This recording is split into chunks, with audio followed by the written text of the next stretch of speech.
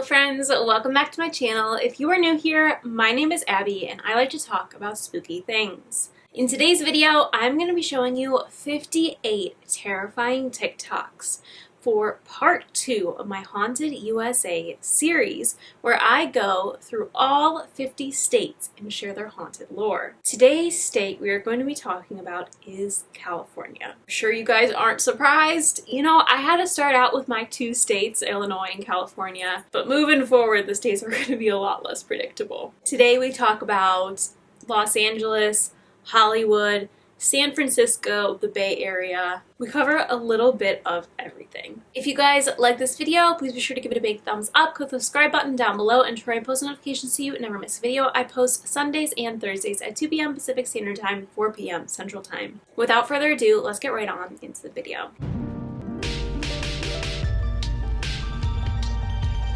Our first TikTok's by the user Morningstar Moonchild. Okay, let's talk about haunted Griffith Park. Let's start with the carousel that's haunted by a little boy. He's said to be in early 1900s clothing, walking through the horses. Next, we come to the abandoned zoo. Opened in 1912, the animals were so cramped and horribly treated it was finally closed in 1966. Some people say you can still hear the animals. I still haven't found it, but there is a ghost couple that haunts a picnic table they tried to smash on but were crushed by a tree. Yeah, the fuck right, I'm not going in there. Nowadays the remaining enclosures are a hot spot for graffiti artists, as well as for photo shoots and music videos. There are other ghosts of the park, including the ghost of Griffith J. Griffith, Don Antonio Feliz, and his niece who cursed the land, Dona Petronella, as well as terrifying sightings of an 8-foot-tall demon with green skin, glowing eyes, and bent backwards arms. Now this is just one of a few TikToks that we will come across during this video talking about the history of Griffith Park and its hauntings. Griffith Park is known to be incredibly haunted, and there are many urban legends involving the area, so it is definitely a big topic of conversation when you're talking about haunted LA. Our next TikTok's by the user His Virginia. I know I'm gonna sound crazy, but there's a demonic entity that's over downtown LA. I've lived in so many different cities as a psychic medium, and all night, all morning, all I hear are ravens crowing like it's a horror movie or an Edgar Allan Poe poem. They just go caw, caw, like an ominous, demonic, horror movie-like sound. You know, normal neighborhoods, like when I lived in Utah or Maryland, you wake up to birds chirping. You wake up to cricket sounds. No. In downtown LA, you wake up and go to bed with the sound of ravens cawing, like they're birds circling around a witch's castle, like it's out of a Disney movie. And then if you walk down here, so many homeless people, so much toxicity, I don't know what it is. Our next 2 TikToks are by the user Van Haney Books. I'm in Redding, California, and I heard about a satanic fire pit that was near my sister's house, so I decided to take a walk to try and find it. I did not find it.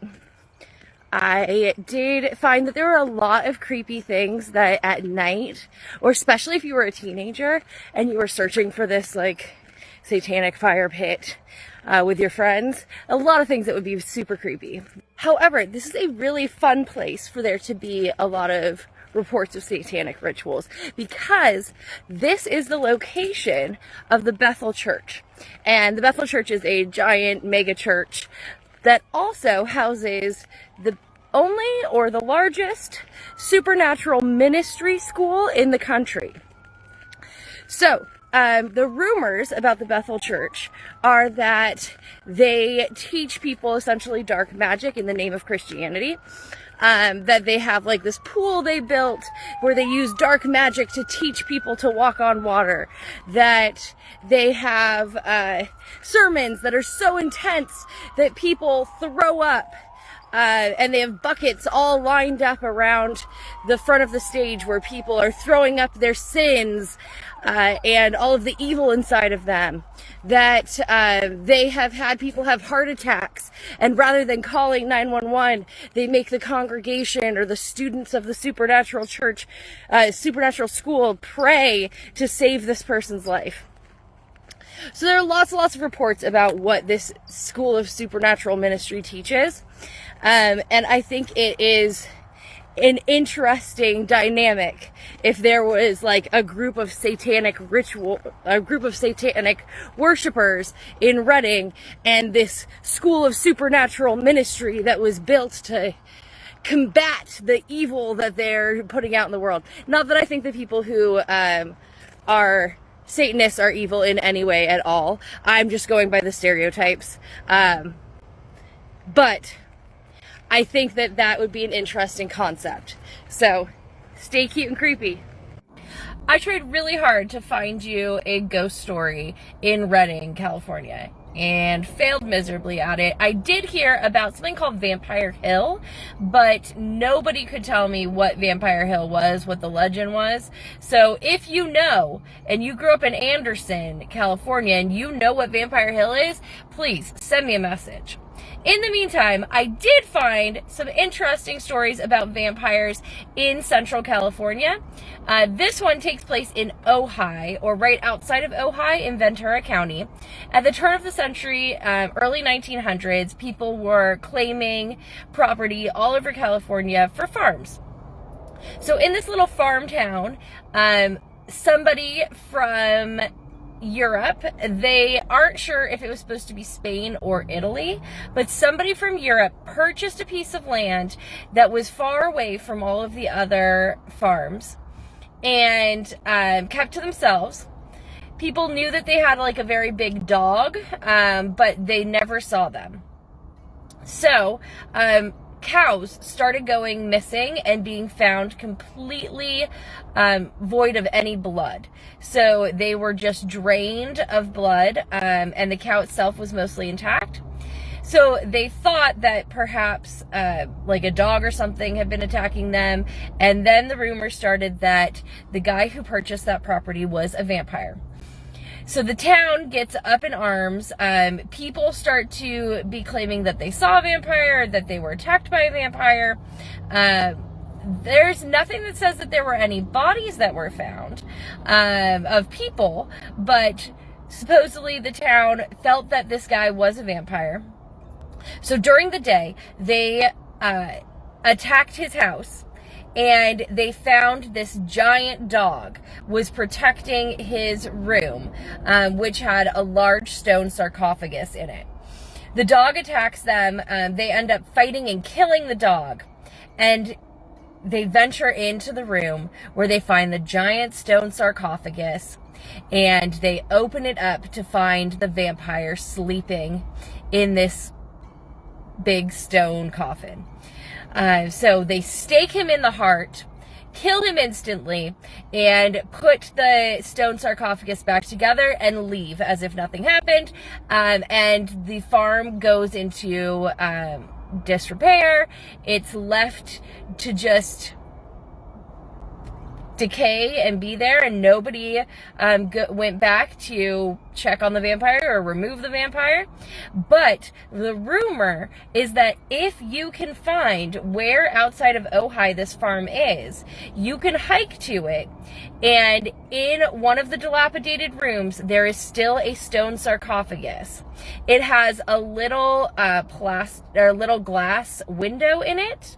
And through the glass window, you can see the vampire's skull and the stake still inside of the vampire. It was common at that time in Europe, or at a certain time in Europe, that there would be coffins that would have windows in them, glass windows, so that you could go into crypts and essentially make sure that your loved ones were still dead and in the coffin, that nobody had stolen their bodies. So it's not uncommon at that time for there to be coffins with those glass windows.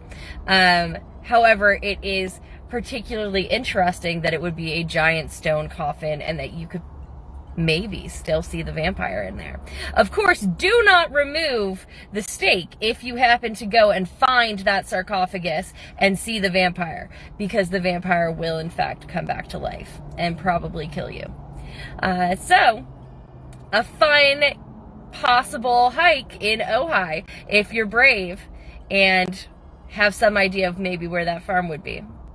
Stay cute and creepy. While there's definitely going to be a lot of TikToks about both Los Angeles and San Francisco, given that they're major urban areas and they have a lot of history behind them, I also wanted to make sure we covered areas outside of those cities. I think these are both two really interesting stories. The idea of there being a vampire that is still allegedly in a coffin in his home after being staked is pretty crazy. I have to say that that's probably more on the urban legend side of things.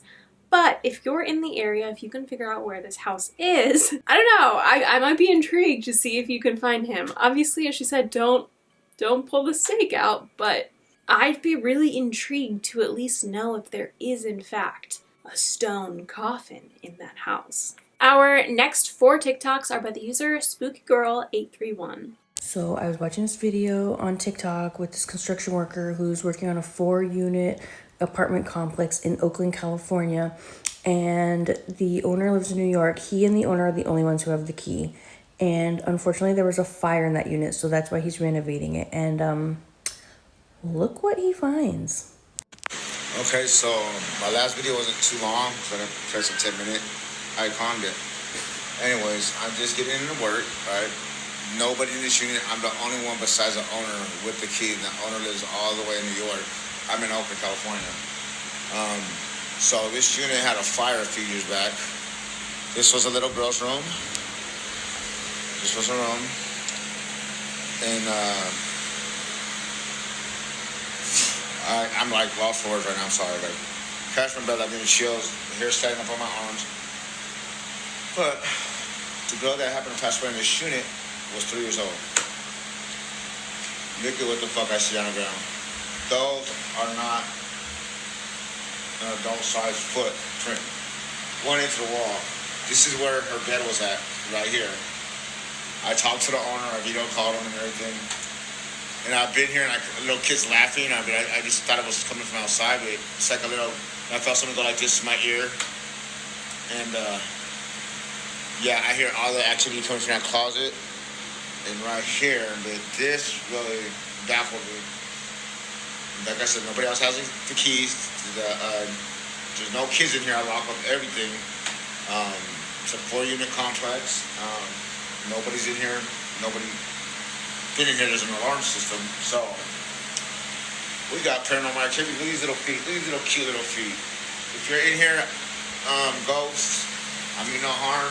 I'm Uncle Dave. You call me Uncle Dave. Just fixing up your room for you. Okay?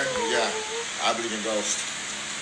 So, if you have anything paranormal, share it on Ghost. But, man, I work in every environment, even if it's haunted, you know? But, yeah. You know? But, yeah. Say something. You hear some ghosts or whatever, or... Let me know in the comments what you think is going on, and if you've got a similar story, please send it my way. Weird spooky story time coming from Casa de Fruta in Hollister, California. So this person says she's from Watsonville, but she worked at Casa de Fruta for a year. She said during her time there, she experienced a lot of odd things. She said she worked in ground maintenance, so she was there around 4 a.m. for work. Or sometimes it was just like really late at night. For those of you who don't know what Casa de Fruta is, it's on Pacheco Pass right when you start going towards Los Baños, and it's surrounded by like trees and hills. And as most people know, Pacheco Pass is super haunted too. She said of all the things that have happened to her, these 2 stories are what take the cake for her. She said one night she and her male coworker were about to clean the bathrooms, and he opened the door and he announced himself to make sure that there was no one in the bathroom, and he clearly heard a woman say, "Here." And he could see in the stall that there was a woman in there with a white dress. So he waited outside politely for about 15 minutes, but the woman just never came out. So a cashier from one of the shops was passing by and he said, "Hey, do you mind checking on this woman in here since you're a female to see if she's okay because I need to go in there and clean the bathrooms." So she went in to check on the woman and there was no one in there. So the bathrooms at Casa de Fruta have to be deep cleaned 3 times a month. And when they go to deep clean the bathrooms, they have to start at 3 a.m. She said during these 3 a.m. shifts, that's when they would hear all kinds of crazy stuff. She said one night they were scrubbing and cleaning the walls with like buckets of water and soap, and they were just like talking and singing, like just trying to make the best of it. She said that her bucket that was halfway filled flipped over all on its own. She said that they just kind of laughed and joked it off. And then she jokingly said, "Watch the air dryers turn on to like dry the floor." She said immediately all the hand dryers starting turning on and off. She said that it was a malfunction. She said they were turning on and off nonstop for so long that all the hand dryers ended up breaking. She said in the main office for Casa de Fruta, there's even more activity. She said chairs move, doors slam, things will start printing out of the printers out of nowhere. She said it's very common to hear murmuring in the bathrooms late at night. She says sometimes she can hear like chains dragging. And she said in those early like 3 and 4 a.m. shifts, you can hear a woman screaming in the distance. Has anyone else ever worked at Casa de Fruta or even just been there as a guest and like witnessed something that seemed off or odd that you were like, that doesn't seem right? If you do, let me know in the comments or send me a message with your story because I'd love to read it. Weird Spooky Santa Clara. There's a place in the Bay Area a lot of people drive past every single day. And they have no idea that it used to be one of California's most haunted asylums. If you've ever passed the Oracle campus in Santa Clara, you've already been there. It was once Agnews State Hospital, a psychiatric hospital that's been home to mystery, tragedy, and hauntings that still haven't stopped. Agnews opened in 1885. Back then, it was called a hospital for the insane. It was meant to be a place for healing, but what happened inside those walls tells a different story. When the 1906 earthquake hit, the massive building crumbled. Hundreds of patients and staff were trapped in the building. Over 100 lives lost in minutes. And ever since that day, people say that the unalived never left. Doors slamming on their own, rooms filling with smoke, and an awful rotting smell that seemed to rise up from the floors. Screams echoing down empty hallways, laughter when no one was there, and cold spots that would follow people down the corridor. They say that you could still see the woman in white wandering the grounds, searching for her daughter who unalived in that earthquake. Or the little girl playing hide and seek, spotted in closets and hallways before vanishing into thin air. And sometimes you catch a glimpse of the janitor in a long brown coat. After people see him, there's always the unbearable smell of decay. In 2009, Agnews Hospital closed for good. Now, Oracle's West Campus is where the old clock tower stands and is a historical park for Agnews Hospital. Most was torn down for Oracle's East Campus, but locals say that the hauntings didn't stop. It's said that doors still open on their own, lights are flickering, and that same rotting smell sometimes rises up from the ground on foggy nights. And the Agnews Museum that's located at the Agnews Cemetery, there are reports of an old woman in a yellow dress wandering through the graveyard, begging people to help her find her children, before vanishing into thin air. So the next time you drive past the Oracle in Santa Clara, just remember, you're driving over what used to be Agnews State Hospital. Weird spooky story time and the old woman who haunts Pacific Heights in San Francisco. So this person was born in Santa Cruz in 1983, but they moved to the Bay Area, and this is their story. I had some friends who lived in an apartment in Pacific Heights, San Francisco. They were tech people. We can call them Mike and Sarah. They were sort of typical SF yuppies into their tech jobs and startup culture, and to my knowledge, they were very disconnected from any idea of the supernatural. That just wasn't their vibe at all. I lived in another city, but I would come to visit them when I was in the Bay Area. The apartment in Pac Heights was a 2-bedroom on the 2nd floor. It was old and had very ornate stained glass windows in the living room, which was strange to me. Clearly, the place had been remodeled at least once during its lifetime. That night, I went to sleep in the guest room. In the middle of the night, I became half awake and saw the ghost of an old woman. She was literally standing right next to my bed on my side. looking down at me. She wore a shirt and an apron, like a kitchen apron, and had curly gray hair. I didn't physically hear her, but she communicated with me psychically. I suppose her message was this: I am the woman of the house. I approve of you. You are welcome here. So she wasn't afraid to tell me that she was judgmental of guests, but luckily I passed her approval. Then she focused on the wall across the room, and she transformed that wall into a portal of healing light. The physical wall completely disappeared, and it was all completely bright white light of healing energy, an overwhelming blast of positive energy. Shortly thereafter, I became completely awake. It was as if I had dreamed it, but I was right there in the room right at that time. The next day, we went out for drinks. I had not even considered telling Mike and Sarah because they are so far from being interested in this type of conversation. But after a few drinks, I couldn't help it, and I said, I think your house has a spirit in it. Mike became really tense and said, Oh, you mean the old woman? I see her a lot. I just couldn't believe it. He told me that she was fond of him, but she did not like Sarah, his girlfriend. And in all the years they lived there, Sarah had never seen the old woman, only Mike. Mike said that there was a ghost that had been unhappy when Sarah moved in. After that, I did some research and came to learn that Pacific Heights was one of the only neighborhoods in SF that wasn't completely destroyed by the Great Fire in the 1900s, and it's on the ghost tours that happen in the streets of Pac Heights. I'd be really interested in learning about the history of Pacific Heights. I don't really know a lot about the neighborhoods in San Francisco other than the general ones that everyone knows.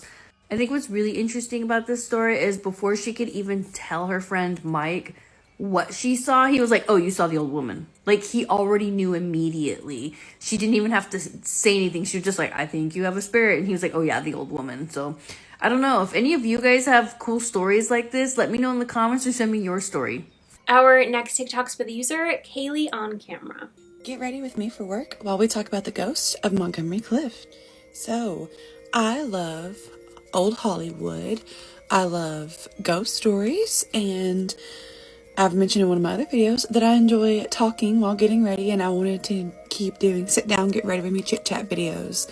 So, in today's video, I thought, why not talk about one of the ghosts of old Hollywood while I get ready for work? Perfect. Okay, so this is actor Montgomery Clift. So in 1953, he stayed at the Roosevelt Hotel for the filming of From Here to Eternity. Specifically, room number 928. Okay, this is the Roosevelt Hotel. Very popular in Hollywood. A lot of actors have stayed here, stay here. Okay, I have to go get coffee.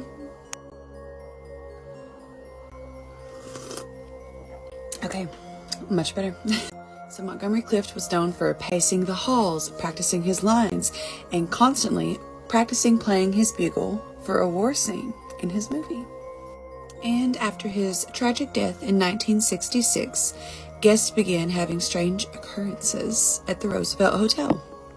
People staying in room 928 claimed to have felt someone pacing in front of their bed. Actors rehearsing lines in their rooms have felt someone whisper in their ear, almost like they're coaching them. Security guards have found the faint sound of a bugle playing from an empty room. Today, the Hollywood Roosevelt Hotel embraces its ghostly fame, but some staff still avoid the 9th floor at night. Thanks, guys. I hope you enjoyed watching, and I'm going to do more ghost stories probably when I get ready in the mornings. Gives me something to talk about. Thanks for watching. Bye. As I mentioned in a few videos, I did once stay the night at the Hollywood Roosevelt Hotel, and I filmed a video that I never edited, never released. It was supposed to be a collab with my friend Sam, who does makeup. I do makeup on other platforms, but it was supposed to be a collab where he had ghosts pick his makeup, and then I did an investigation, and for whatever reason, neither of us got around to editing and posting our video. So I still have the footage somewhere deep in the vault. But we stayed on the same floor as the infamous Montgomery Clift room. We were just a few doors down from that room, and a big focus of our filming was being outside that room and talking on a Spirit Box app. We did get some things, we heard some knocks. Honestly, my mom gave me this idea because I've been wondering what I was going to do with that footage for a couple years now. That, I mean, it's very outdated. I'm not going to post it as is, but she suggested that I could do like a story time and include some clips to make it a little more up to date, but still be able to share that experience. So whether or not that's on here or TikTok, we'll see. But that was a big part of my stay, was visiting Montgomery Clift's room and, you know, being down the hall from it. I think he is a very big part of the Hollywood Roosevelt history. Our next two TikToks are by the user Realist Gina. Let's talk about LA North Hollywood haunted apartments / specifically NoHo 14 and Get Ready With Me.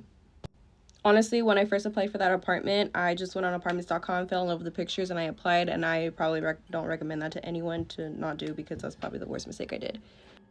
When I first moved in, the first night, everything was kind of chill. I want to say maybe until like my second week in is when I started noticing some crazy stuff. When I first moved in there, that's when I started to notice a lot of sleep paralysis episodes. I'll never forget one time when I looked in the bathroom. I remember that I had seen like a white shadow, and it was like the figure of the bathroom of like a male figure. You know, when you go to the public restroom, it has a male figure. It looked like that. It was really weird. I didn't think about it too much. I was just like, whatever, let's move on with my day. I didn't see that. So then a day after that, I remember waking up and going to my living room, and I remember seeing like a dark light, like a light black dark shadow, and it just went straight to like, let's say like this corner wall right here. It just like went in. Thought that was so weird, but I was just like, I woke up and I was just like, whatever, but it didn't scare me. Then that was a time when I had, you know, learned that my mom was giving me some tips about, not tips, but she had told me the history of this apartment building. That's when I learned that Daisy Marquez, the YouTube star, if you guys don't know who she is, she's like a Latina YouTube blogger, makeup guru or whatever, and she lived there, and she actually did like a whole video on it, like a 2-part series, and like I guess like I don't know, I remember I didn't really get into it, but she was just saying like the thing followed her or whatever, so I was like, wow. So then after that, I became nosy. I didn't actually watch her YouTube video till I actually moved the year after. I was like, I'm too scared, and I'm living here alone by myself in a 2-bedroom apartment here, and I just don't want to, you know, ruin my experience. So as I learned that, my actual like sleep paralysis had gotten worse. Like I remember this one episode I had when I was sleeping. I remember sleeping, and this is how I know this thing was real. I was literally sleeping on my stomach. I wasn't, because usually when you get sleep paralysis, you get at least sleeping on your back. I got it sleeping on my stomach, and I remember I had like a deep ass voice talking to me in my ear, and it like cut, like I don't know, I may sound crazy, but I witnessed this. It scared the shit out of me. And I remember hearing both of my showers turn on, and then I woke up. I started praying in my hair. I was doing a Godfather prayer in my hair and in my head, and when I woke up, it all stopped, and I was like, what the heck was that? That was the most paranormal thing I actually witnessed there. And it wasn't just me. I actually had a friend staying there, and I felt so bad because she left and she got her shit. She was like, I'm leaving here. She, on my vanity, and this exact vanity right here, and it's crazy because they say usually spirits like to stick to glass. Now, my vanity is all glass. She left her glasses on my vanity, and she said that her glasses were like squeaking and they were moving on its own, and she got creeped out and she left because they were literally doing like, I don't even know how to do it, but it was like it was moving on its own, like this was moving on its own. But I don't know if my side of the apartment was exactly like targeted for that, just because like my apartment, I was living on the 6th floor, and my apartment was kind of facing towards the morgue. So I don't know if, you know, there's just like things going on in there, and they just come into the apartment building, especially where I'm at, because the morgue is like right here. This is the building. I was on this side, and I was on the 6th floor. So, and I know where things go down in that apartment is the 13th floor. I learned from articles that a plane crash had happened in that building in the early 2000s. And someone had committed suicide because he was hearing voices, and they found him dead like in 2012, and he was an entertainment industry executive. So yeah, a lot of things have gone down there, and people actually used to back in the day like jump off the roof from there and kill themselves. So yeah, so you got all of that spiritual history, and you got the morgue from whatever spirits those are coming from, and dead bodies those are coming from whatever story lives they had coming to the apartment. So, and I actually remember when I was putting my Christmas tree that year that I moved in, I will never forget that I remember hearing like gibberish language like right next to my ear, and I was listening to music, and I stopped it, and it was like, I don't know, it was just gibberish, and all I hear was like, it was crazy. I was like, okay, and that day too, I left and I went to my boyfriend's house. I was like, I couldn't even finish decorating my damn Christmas tree. And I hated it because I really wanted to like that apartment because I really liked the location. It gave beautiful views. I had a 2-bedroom luxury apartment. Like, it was awesome. It honestly just all made sense in the end. And like, as I was just doing more research on the building, there was just a lot of just suicides, just a lot of things. Things go down at the 13th floor, but things went down on the 6th floor. So, and that's number 6. And I know NoHo 14 is not the only like victim of like tenant and experience stuff like this. This is like all over LA. If you know anyone or you personally lived in NoHo 14, let me know in the comments, because like I really want to know like your experience, your like input onto like this like, you know, LA haunted things. I feel like all of LA honestly is really just full of like spiritual like history, and just like a lot of people, I know I'm not the only one that has experienced like crazy shit in LA, but yeah, I don't know. And it just all made sense, and it just really is like shocking to me.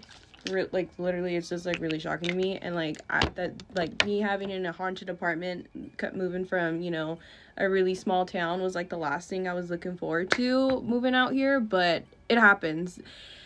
So yeah, if you're looking to move anywhere in general, but at least in Southern California or in LA, really look into the history of the building. I'm honestly getting spooked out right now talking about this crap, but yeah, like look into the history of your apartment that you're moving into. See if like, you know, crimes happened before, suicides happened before, crazy things happened before, because you just never know nowadays. Like people like really like do crazy shit nowadays, like literally, and it's scary.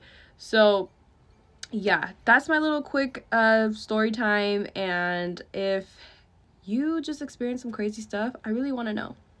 And mind you, I come from a background of like seen like paranormal stuff, but not as much. But this was like the most of the paranormal I probably ever experienced my whole life. Part 2, get ready with me / LA haunted apartments. What did I do after all this mess? Like towards the end of my lease, I was never really in my apartment. But however, each time I would stay the night at my house though, and I wouldn't be at my boyfriend's house, and I would come home to spend the night, I would always have a sleep paralysis episode all the time. Each time I did come back to my apartment, one thing I did notice is like anytime I was cleaning, I would always have to like find things, like everything started getting misplaced. It was really weird. Like clothes, my broom, my mop, like I thought I left it on this side of the apartment, but then it was actually on the other side. I don't know, it was just really weird. And I would just sometimes just be able to like sense something was like right there next to me, especially in my bathroom. And I don't know what it was, but it was just like something with the bathroom is where I always found like mainly like my activity, or where I just like felt like uncomfortable in my apartment. Even the fact that like, you know, my friend's sunglasses getting moved on my vanity. The bathrooms, they have glass mirrors, obviously. Spirits tend to like to, you know, stick to anything glass or anything that's a mirror. So I just found it really weird how anything that was weird that was going on was happening where glass happened to be. And my side of the apartment and where my bedroom was at was on the Angelino morgue side. So I don't know if it was just like the spirits that were lingering around the apartment, or if it was just like, you know, coming from over there to over here. And it was funny too, because now that I think about it, that was the first sighting I seen, where I started to see in action. That's where I seen my first shadow. And it was literally like it walked across. Like I remember it was like my bathroom. So I had in my bathroom, I had a shower and then I had a tub. So I remember it like came out of like my shower stand, and then like it went like, and it was like they would always go to like the corners. So I don't know much about spiritual world. I never got into it like that. But I don't know if like a spirit, when you see it and like if it goes to a corner, if it means something, it would always go to a corner. Even when I seen it go into that corner when I woke up that morning. Acting coach at her house in Glendale, she said she had encountered something like that her home that she was renting was haunted, and that in her self-tape the ghost was talking in her self-tape. Like, I couldn't believe I was spending $3,300 on a 2-bedroom apartment that there was bums all over my apartment. Like, all over. This freaking eyelash is freaking bothering me. Like, all over the freaking apartment. Going to Target was not even a question. Like, I love Target runs. Like, I come from a town, like, you know, where I could go to a Target any time of the day. I don't have an issue with anything going to my Target. And if I were to go to Target after 8 o'clock in North Hollywood, man, I would have someone follow me around the store, someone follow me. Let me not even get started how it got freaking followed inside of my apartment building, and there was no security. A luxury apartment, no security. I don't know, my makeup is pissing me off and so is my eyelash, but all I gotta say is LA is just LA, and it's sometimes like not really like that dream that everybody really thinks of it. From, you know, me having to deal with this haunted bullshit, to my coach dealing with the haunted bullshit, to not being able to go to Target whenever the hell I want, to getting, you know, harassed in my own damn apartment complex where I spend all this money for and they don't give a crap about. It's just so, like, complicated to live out here. It's beautiful, it has its things, it has its promises, but it really it's what the hell you make of it, just like what the hell I make of this damn makeup look today and my hair. But yeah, this whole city's fucked up with all of its spiritual world and stuff, but that's what makes a city, right?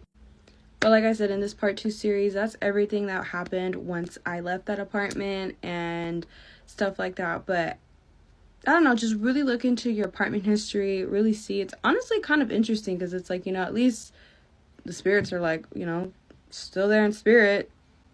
That's the best you can do, I guess, is once you deal with creepy shit in this world. But yeah, LA is LA. Before I moved to LA, it was a dream of mine to move into that apartment complex. And I remember the day when makeup artist Daisy Marquez came out with a video saying her apartment was haunted. I used to watch her videos a ton back in the day because, again, I'm a makeup artist. And that, like, crushed my dreams of ever moving in there because I was like, I don't want to move into a haunted apartment. I also didn't know at the time that it's across the street from a morgue, which I'm sure adds a lot to the energy in that building.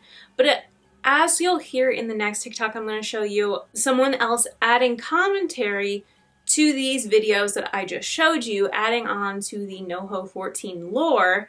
There's a lot of history of deaths and suicides in that building, and I'm sure the energy only contributes to it, and it's kind of like a cycle of the dark energy causes bad things to happen, which causes more dark energy, which causes more bad things to happen, and it's kind of an endless cycle. And that's how places just get such a reputation and constantly have these negative energies. My friend, actually, the same one that I was at the Roosevelt with, lived down the street from the NoHo 14 apartments. And whenever I would go and travel to LA before I moved there, I stayed in a hotel down the street from his apartment, so I'd just be able to walk there. And I'd always see the NoHo 14 apartments from his balcony, and I was like, gosh, I wish I lived there. Like, I can't wait to move to LA. I was gonna move to the NoHo Arts District. I wanted to move to the NoHo 14 apartments. Like, that was such a big thing for me at the time, was I was gonna move to North Hollywood. I was gonna move to the NoHo 14 apartments. And then I found out it's horrible haunted history. It's also ridiculously overpriced, so that's another reason why I didn't end up moving in there. But part of the reason why I wanted to do Illinois and California first is because I have so much, like a lot of this stuff, like, relates to me, and or I, like, know things because of living in these states. So I wanted to cover the things that they really sit with me, and I'm like, oh my god, like, that's, you know, it's part of my lore as well. Our next 7 TikToks are by the user Haunted LA Girl, and the first one you'll see is her giving commentary on the NoHo 14 apartments. Let's talk about LA North Hollywood haunted apartments / specifically NoHo 14 and get ready with me.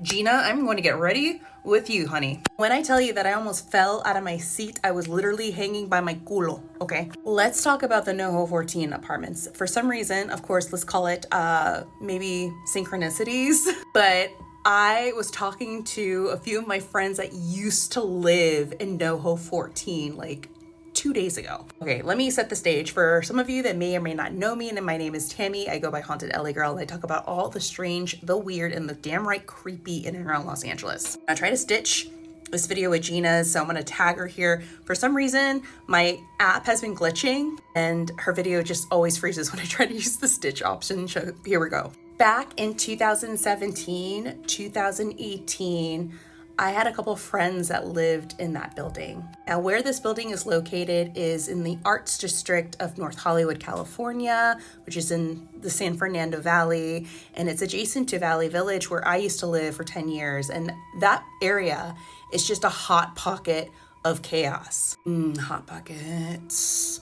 But these friends of mine that lived there barely lived there for a year because of the stuff that would happen inside and even outside of their building, mainly due to the living, but whatever was inside their apartment was really weird. So it started out with knocking on their door at weird hours of the morning, like 2:30, even sometimes at 4:30 in the morning. It would happen every other week, and then it kind of slowly progressed to the point where they ended up getting a Ring doorbell camera. But every time they would go and watch the sequence of the timestamp of when these knocks would happen, the camera would glitch or freeze, and or they would see no one in front of the camera.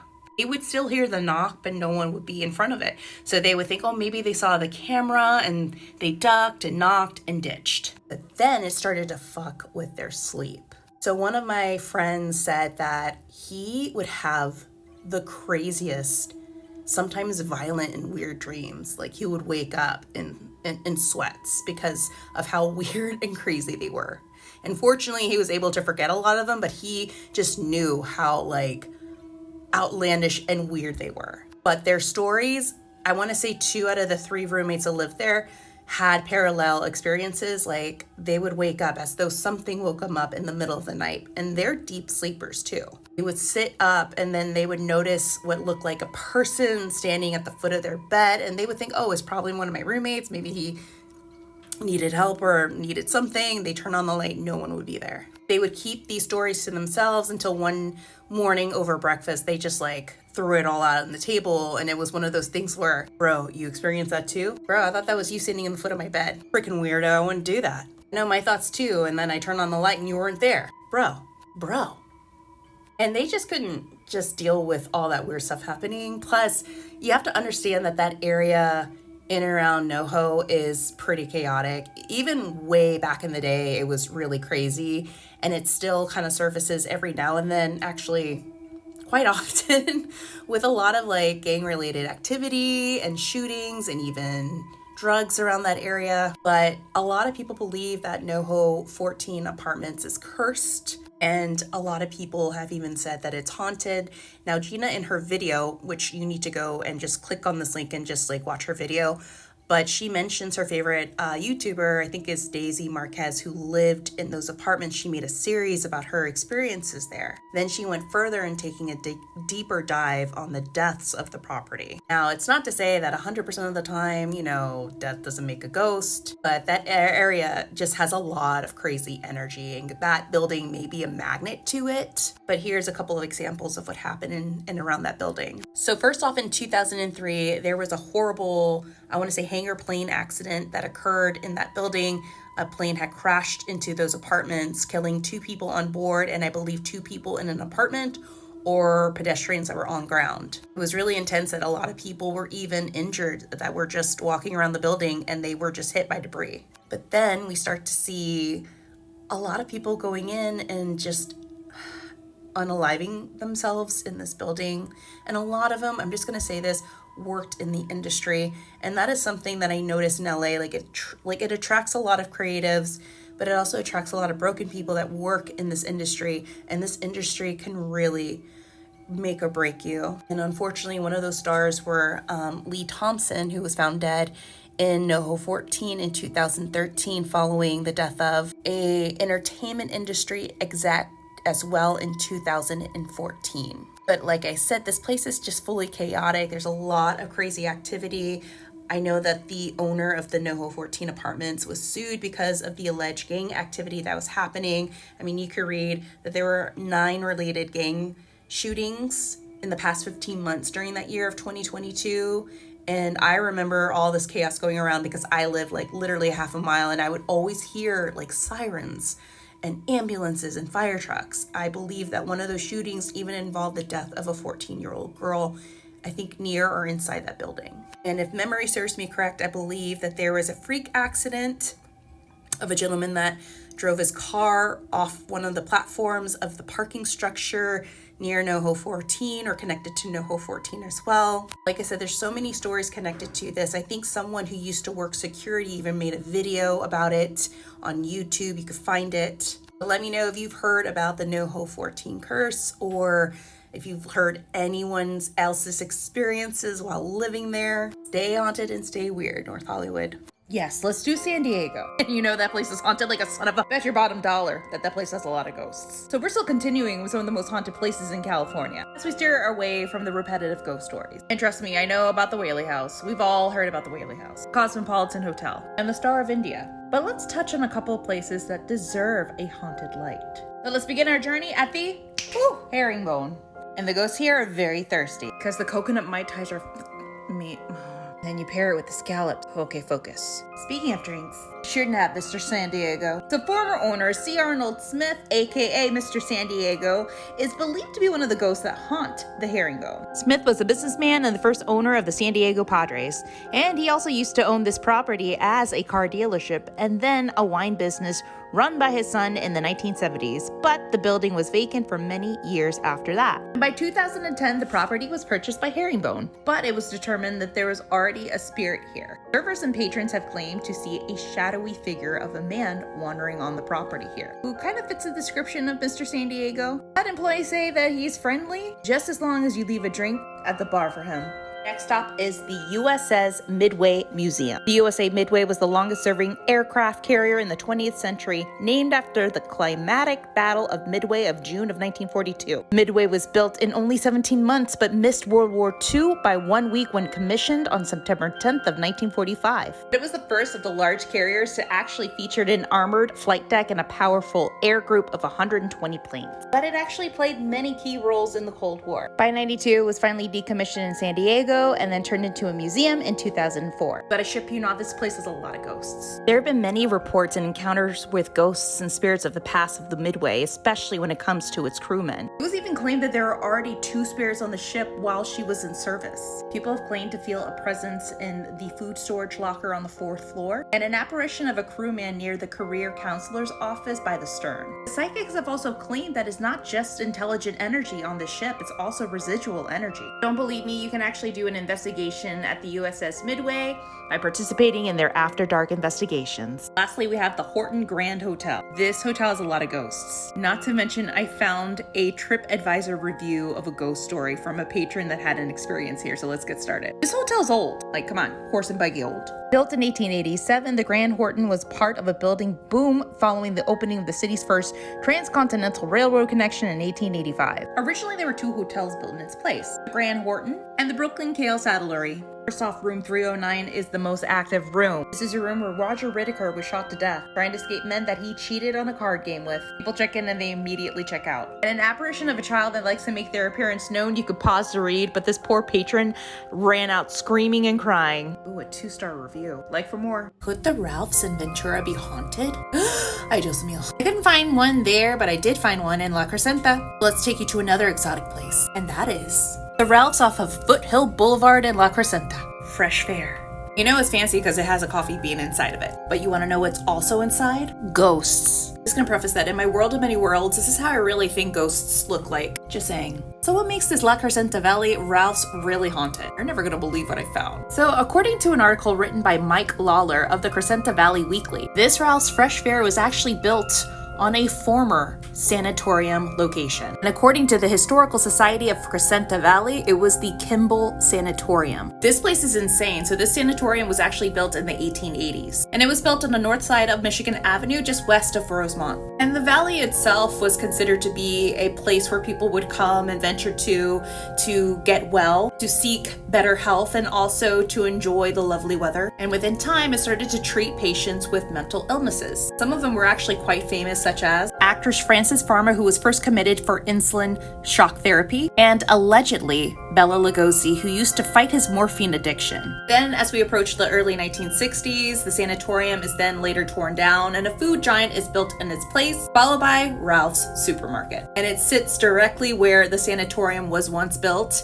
and this is where a lot of workers have claimed that they experience a lot of paranormal activity and also firsthand accounts of seeing full body apparitions of patients in gowns. Could these be the patients that once roamed throughout the Kimball Sanatorium? And could one of those ghosts actually be the ghost of Frances Farmer? Because according to one worker that used to work at this Ralph's for many years, one worker has described encountering this female ghost many times. They call her the woman in white, and she is always wearing the same gown. She's a middle-aged woman who's blonde hair and seems to be wearing a white wedding dress. She's actually been known to interact with a couple of workers, has whispered in their ears, and has been most likely seen walking up and down aisles and even in the stockroom way after closing hours. Another haunted tale is that one of the man with no face. It was often seen by the night workers who were there sweeping and cleaning up the market. One worker described his encounter with this no-face man as being a horrific encounter.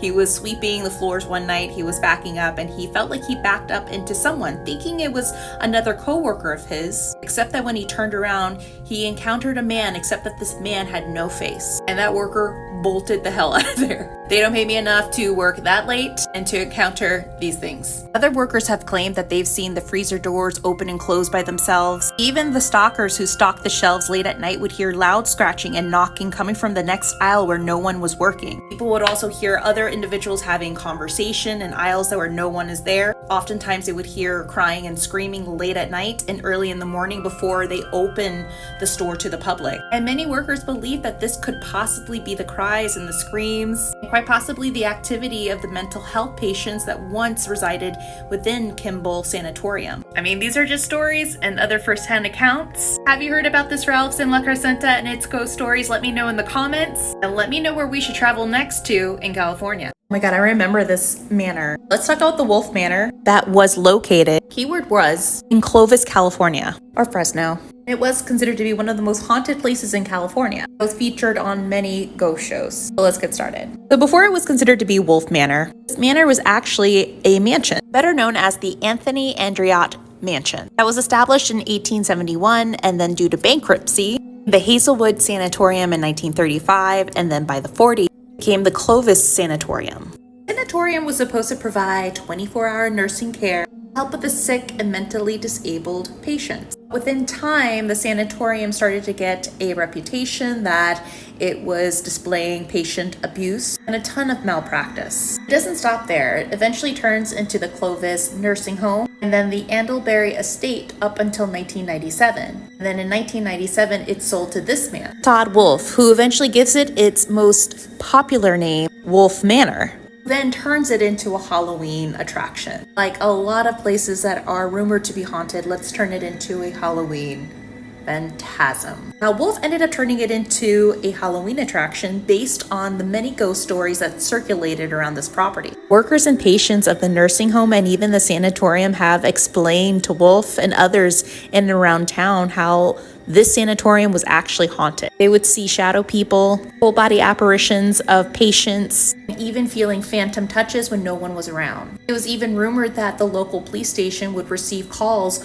while this structure was left abandoned during a certain amount of time. Even when the location was closed, people would even notice people in the house when no one was supposed to be inside, and even strange lights in and around the property. Todd Wolf has expressed that he tried to spend the night a couple of times in this house and could never survive a night. He would even open the house to other paranormal investigators, and they even had problems staying the night.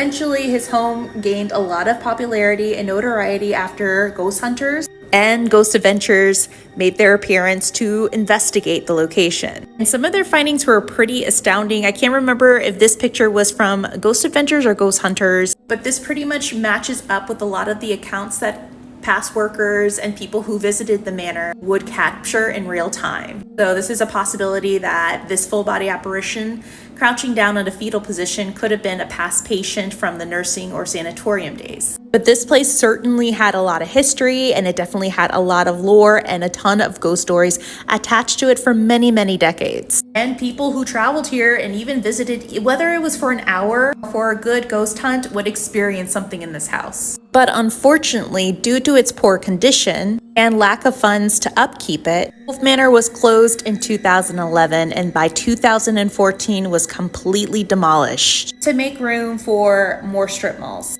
Here's another angle of what it looks like today.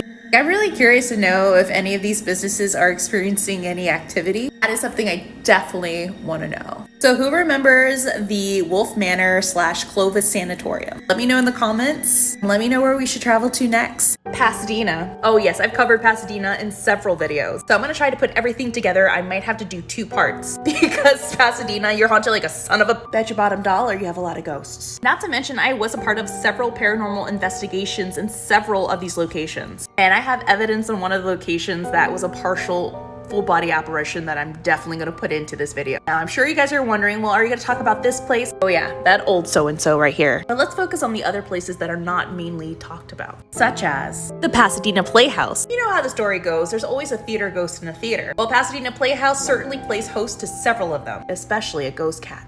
Meow. Pasadena Playhouse is one of the oldest playhouses in California, and it was founded in 1917. It was originally a burlesque theater, but our friend here, Gilmore Brown, came in and started his Pasadena theater troupe, along with an acting school for film and stage. And it was even claimed that Marilyn Monroe also took classes within this playhouse and was possibly casted in a main stage show. What about those ghosts? So back in 2018, Hollywood Paranormal, my podcast, was invited to do a closing performance for The Woman in Black. It was such an amazing experience, and myself and my co-host, Bryce Mitchell-Williams, we were able to sit down with the theater staff and share ghost stories. They had a ton of experiences here in regards to the hauntings of the Playhouse. The most common one is that of seeing the apparition of Gilmore Brown. Oftentimes during rehearsals, actors would see a man sitting far back in the theater, and they claimed that he resembles Gilmore. Gilmore also had a cat, and it was rumored that he would have the cat help him direct some of these shows. So funny story, we had an actress come out towards the end of our act dressed as Marilyn Monroe to portray her ghost, because Marilyn has a connection to the Playhouse, and Marilyn is also our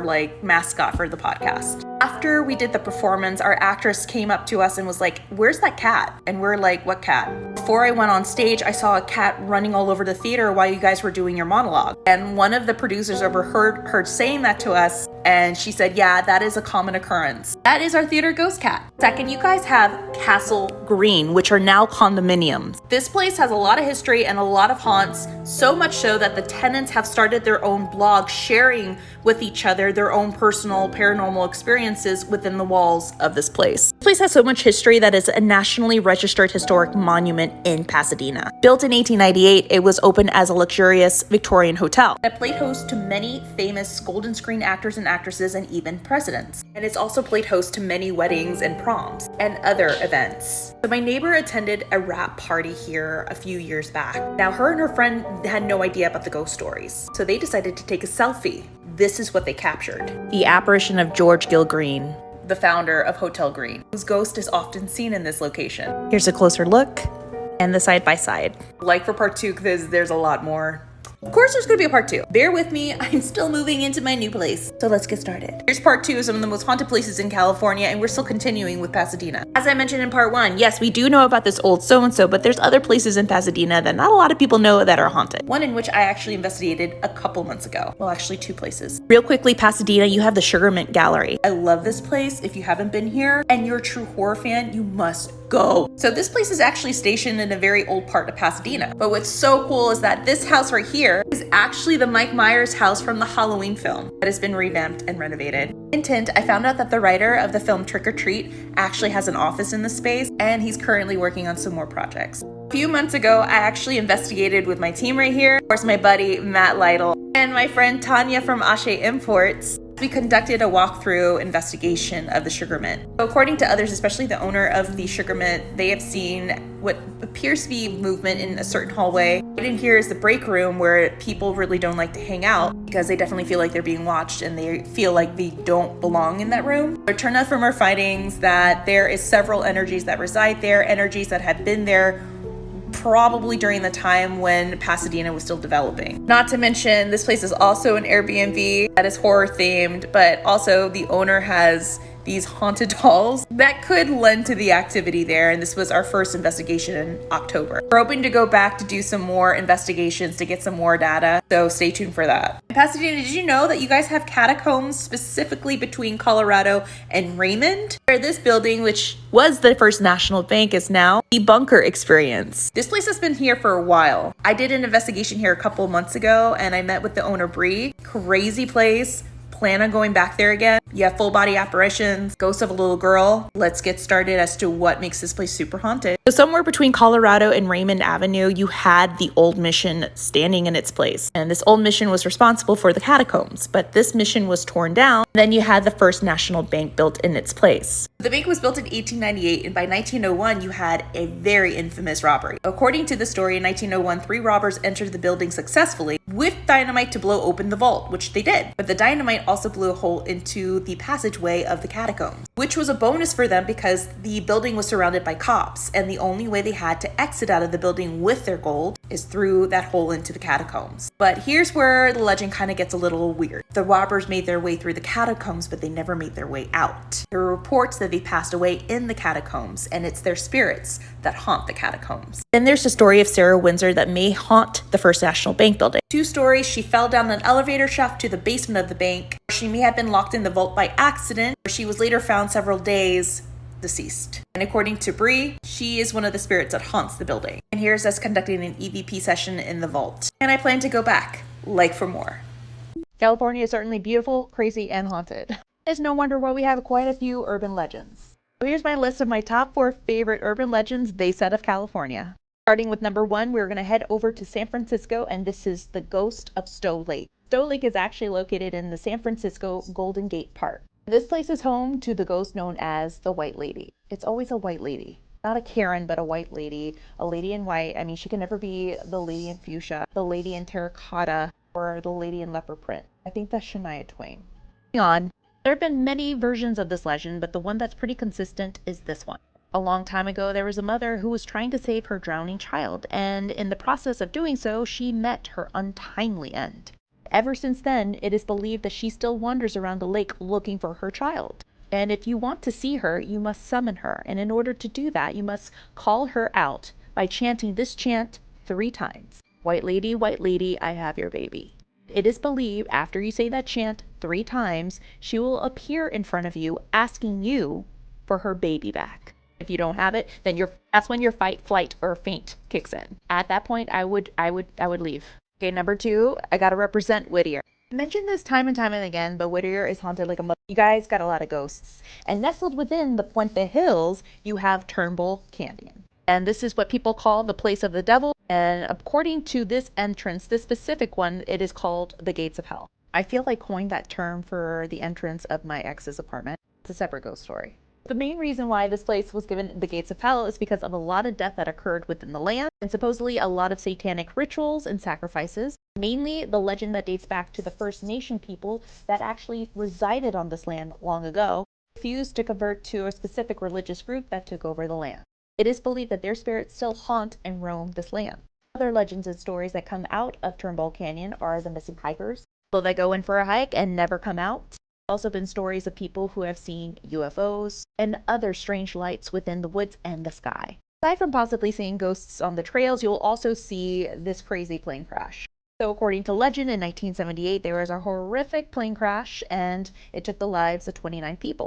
People have claimed to hear what sounds like trees falling down, a bomb going off, even hearing the screams of people that they believe were a part of this plane crash. And the third one is the dark waters of the Santa Lucia Mountains.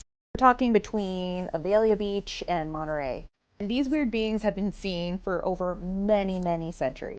First sightings of the Dark Watchers date back to the Chumash Indian tribe, their folklore, and their legends. They would always appear in the mountaintops. They were very tall, dark figures, and many believe that they could be related to extraterrestrials. What's really interesting about these mysterious beings is that they were depicted and displayed as drawings within the caves of the Chumash Indians.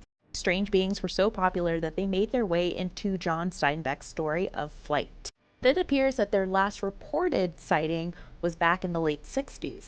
And of course, I've saved the best urban legend ghost story for last. Obviously, we're going to head to Hollywood and we're going to go to the Hollywood sign and learn about the ghost, Peg and Twistle. She is definitely one of the most famous ghosts in Hollywood alongside Marilyn Monroe. But Peg and Twistle is definitely in their top 5 list. As the story goes, she was battling with a lot of inner demons, and she pretty much thought that her career was ending. One day she walks and climbs to the Hollywood sign, ends up climbing to the highest point of the H of that Hollywood sign, and throws herself to her death. And ever since her passing, people have claimed to have seen a woman in white linger around the Hollywood sign late at night, specifically around the letter H of that sign. But the most disturbing part of her appearance is that she has a skeletal face. But as the saying goes, legends never die. She is one of the most popular legends out of Hollywood. Not to mention that I've actually spoken to one of the rangers that manages this location. Let's just say that he's seen a thing or two. He has said that he has seen a white figure roaming around the sign late at night. Those are my top 4 favorite urban legends of California. Let me know in the comments which one is your favorite. Where we should head to next. While walking around downtown Los Angeles, I like to travel through what I call the haunted trifecta. That is primarily located in the old banking district of downtown Los Angeles. These are some pretty haunted locations that are not often talked about. The first place we're going to start, which is off of 4th Street, and that is the Hotel Barclay. And I've said it once and I'll say it again. The Hotel Cecil doesn't even hold a candle to this place, based on its gruesome and very dark history. Originally, this place opened as the Van Nuys Hotel in 1897, and it was supposed to be the creme de la creme of all hotels in downtown Los Angeles. And as the story goes, you would have people that would check in and would never check out, into the many murders and unalivings that would occur in this location. And as the death toll grew, so did the reputation of the hotel, which eventually had to change its name to the Barclay Hotel. This hotel was the scene of 2 serial killers who carried out the murderous deeds. In the 40s, we had the LA slasher, and then in the 70s, you had the Skid Row slasher. Regardless, the death toll would never stop growing. Even though this hotel is used as Section 8 apartments, it's often used as film locations. And I've had quite a few friends who have had some unusual experiences in this hotel, sightings of full-body apparitions. It's what's next door to the hotel that's also very interesting. If you partied in downtown Los Angeles back in the day, then you know of Bar 107. Bartenders here would experience a lot of unexplainable occurrences. Were probably most likely connected to the Barclay Hotel.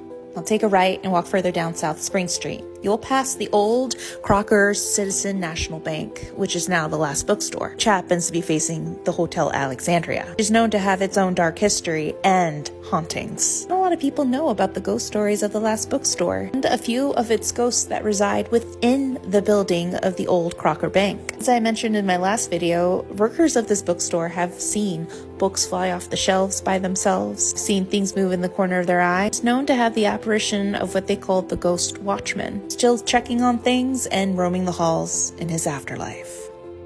I think what she points out, especially about that specific area being a little rough, is important to note because the area itself is absolutely beautiful. There's so many shops, so many, my favorite crystal stores in that area. There's a wonderful makeup store in the area, and not like a Sephora Ulta kind of makeup store, but like more of a professional makeup store where you can get products for like your kit and stuff like that. They have a Dave's Hot Chicken. They have like this piercing tattoo place where I got my nose pierced. I got my butterfly tattoos done.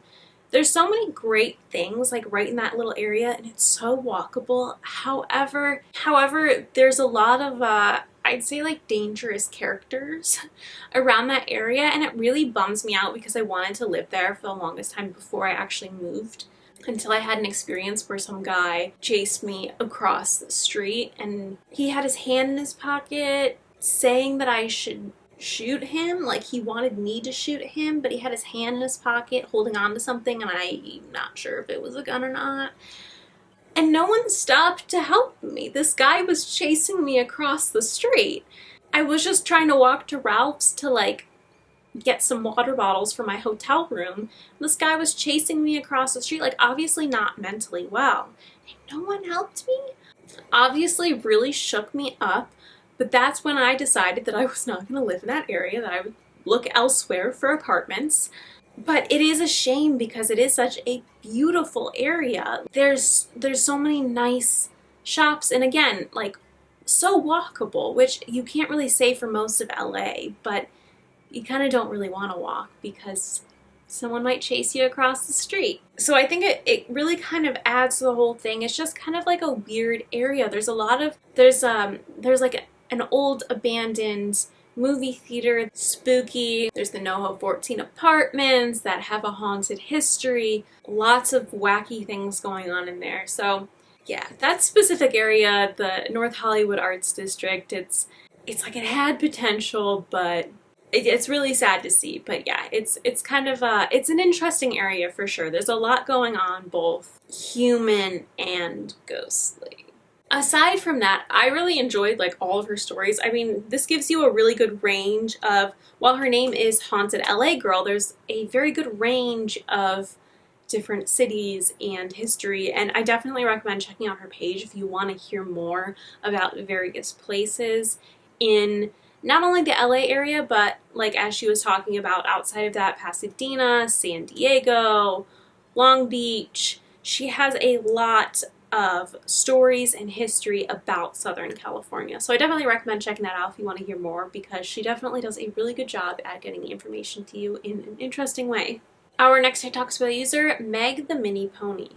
Come with me to the most haunted hotel in Los Angeles. This is the Millennium Biltmore. It's a gorgeous hotel that was built in the 1920s and hosted some of Hollywood's elite. It's also known as the last place that Elizabeth Short was seen, or the Black Dahlia, as she was known after she was murdered. We were told that there were some ghosts on the 2nd and 9th floors, so we headed up there. It was really spooky, and then when we were trying to go downstairs, we actually got stuck on the elevator, but we managed to make it to the bar, thank God. Our next TikToks for the user, LA Trell Del Rey. I just moved to LA, and I really had a hard time finding an apartment. But as I was moving to LA, I was in contact with someone that worked in management at this apartment complex. And apparently I had an apartment waiting for me. But when I arrived, the apartment was not available for me, and it was actually given to someone else. So then I had to use the $10,000 that I saved up for on hotel fees. So I was in and out of hotels. Now, did I have a couple of friends in LA? Sure. But did I inform them about my situation? No, I didn't. I just didn't really want to be a burden to anyone. So I ended up standing in and out of hotels. And so one particular night, I was out having a really good time with friends, and I forgot to book a hotel. So I just ended up doing some hotel research in the Hollywood area, and I stumbled across this hotel. So I walked in the hotel. It was pretty eerie when I walked in there. There was an old guy just sitting at the chair. He was sitting in a chair just flipping through a magazine. I wasn't even in there for 5 minutes. I heard a woman screaming to the top of her lungs. Ah, ah, ah. And then there's this man just, shut up. He's like beating her or something. And I mean, I muted the television just to make sure I'm hearing a man like attack a woman. And it was, I really heard it was so loud. I'm pretty sure, I just knew I wasn't the only one that heard all of this screaming in this hotel. So I opened the door, and the guy is at the front desk just as normal as normal as possible. He's literally like nothing's bothering this guy.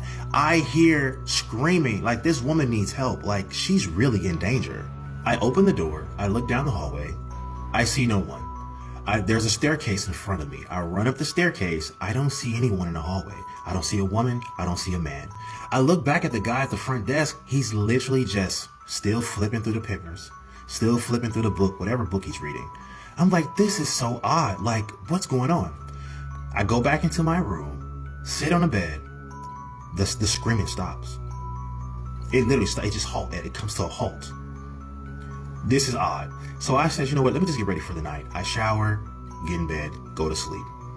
The next morning I wake up, I go for a run. I go for a jog around Hollywood. I was probably out there for like an hour. I run back to the hotel room, get back in the shower, but I'm still tired. So I go back to sleep. And this is where things get really interesting.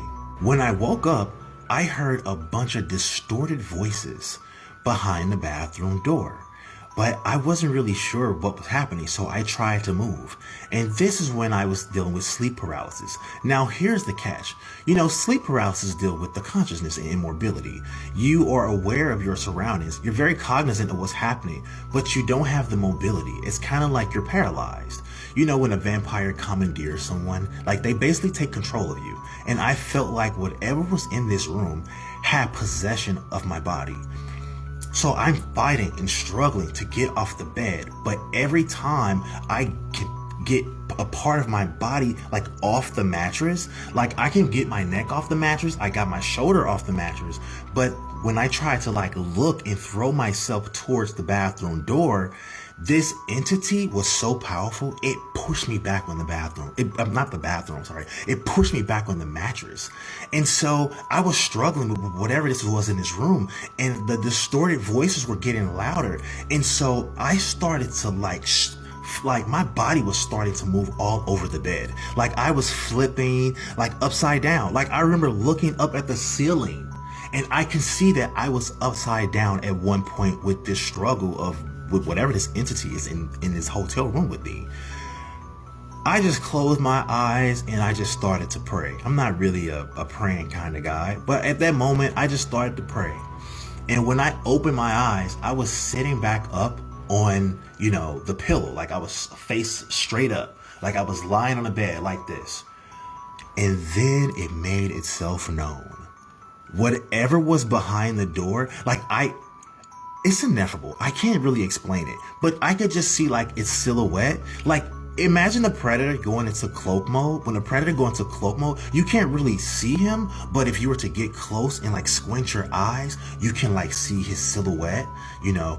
And so that's kind of how it was. But whatever this entity was, it was extremely tall. I would say about 6'5", maybe taller. And he was a man. He was really tall and he was walking. And as he was walking out, he's walking towards the door. It's like he's exiting the room. My eyes just followed him. My eyes just followed him. And I can hear his voice. And then he says something to me. He said, in this voice, he said it just like this. He said, "You better get ready." I said, "You better get ready. You better get ready." I didn't understand what that meant. And as it's walking towards the door, right before it exits the room, it stops and says again, in that voice, that distorted voice, "You better get ready." And I didn't know what that meant. And it exited the room. Whenever this entity exited the room, my body was released from whatever possession it had over me. I could not move. I was frozen after that. I freaked out. I grabbed the phone. I called my mom. You know, my mom's a pastor, and I explained to her what happened. And she said, "You know what, son, I'm gonna say a prayer for you tonight. Just be careful when you're standing in this particular area." I even called the family pastor. I had a family pastor on the phone, and he said, "Oh, I'll say a prayer for you." When I got off the phone with the family pastor, I ran to my car. I had to get the hell out that hotel. I needed to focus. Like I just didn't feel safe there. I thought I was hallucinating. I thought I was I thought I was still maybe dreaming, but I really wasn't. And I really wasn't sure what this entity, I mean, I'd never been attacked by a spirit before, but this spirit had a message. It said, "You better get ready. You better be ready." I'm not really sure what that means. I thought that there were other spirits in this particular hotel that were going to attack me, or I just wasn't really sure. I mean, there are horror stories that happen in Hollywood. I ran to my car and I just drove around LA for a few hours. I did go see a friend and I just really had to clear my mind. But like I said, I thought I was hallucinating. But this is what happened.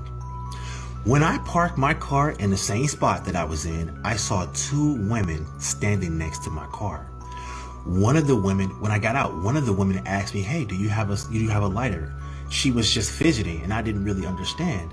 And I said, "Well, I don't have a lighter on me, but I'm standing around the corner in this hotel." And she said, Wait, you're standing around the corner in a hotel too?" She said, "You may not believe me, but my friends and I, we just experienced some really freaky shit in this hotel, like some paranormal activity." And I said, "Wait, are you staying in this hotel? I said the name of the hotel. She was like, yes. I said, yo, hold up. This can't be happening. Yo, I'm in this hotel right now and something crazy just happened in my hotel room. I don't think you'll believe me, but I was attacked by a ghost or a spirit. Something nefarious was in my hotel room and she freaked out. Just some random woman, like I never met this woman. Like literally, I thought I was having a hallucination. And this woman just confirmed to me, no, there is some strange activity happening in this hotel. And I know for a fact because I experienced it. And when she said that, I said, man, she is serious. She's telling the truth. Because I literally was turned upside down on the mattress in my hotel room by whatever this spirit was. I went back to the hotel. I stayed in there for the rest of the night, but I was also curious to see if I was going to get attacked again. I know that sounds crazy, but I just was curious to see if I was going to experience something like this again. But unfortunately, I didn't. However, when I do go around this area, I still get that same eerie feeling from I had when I first stayed there. And so be very cautious staying in this hotel because you just may experience some type of activity. I know I did, and I won't forget it. I will say, hearing these stories, none of them really shock me, quite honestly. I know this is like a touchy topic because so many people think Los Angeles and Hollywood is demonic, and don't get me wrong, there's a lot of wacky things that happen because of the power people have, the money people have. There are plenty of very bad things that can happen when people get lots of power and lots of money, and they definitely do happen. But I think some of that idea comes from the fact that people are kind of scared of creatives and don't really understand the creative mind in a sense, and that fear typically creates judgment and false ideas about, demonic things or what have you. So don't get me wrong, there's a lot of potential for bad things to happen in a city like Los Angeles, and there definitely are bad people in bad situations and the things that those of us normal people would be horrified to find out about. I mean, there's plenty of things that I found out about that I was horrified to find out was real. But it's not the way some people try to paint it out to be. However, there's a lot of energy in Los Angeles because of all the people coming there trying to make it, people like working 9 to 5s while also like going auditions, and they're trying to make it in the industry, and most people don't. And that energy of like working hard and failing and then success, and then there is like the negative side of it. There's just so many different energies, and it's hard to like put it into proper words, but when you have so many energies, so many people with strong emotions, with such like different minds and ambition all in one place, it is kind of like a melting pot for, paranormal, residual energy, stuff like that, where a lot of wacky things can happen.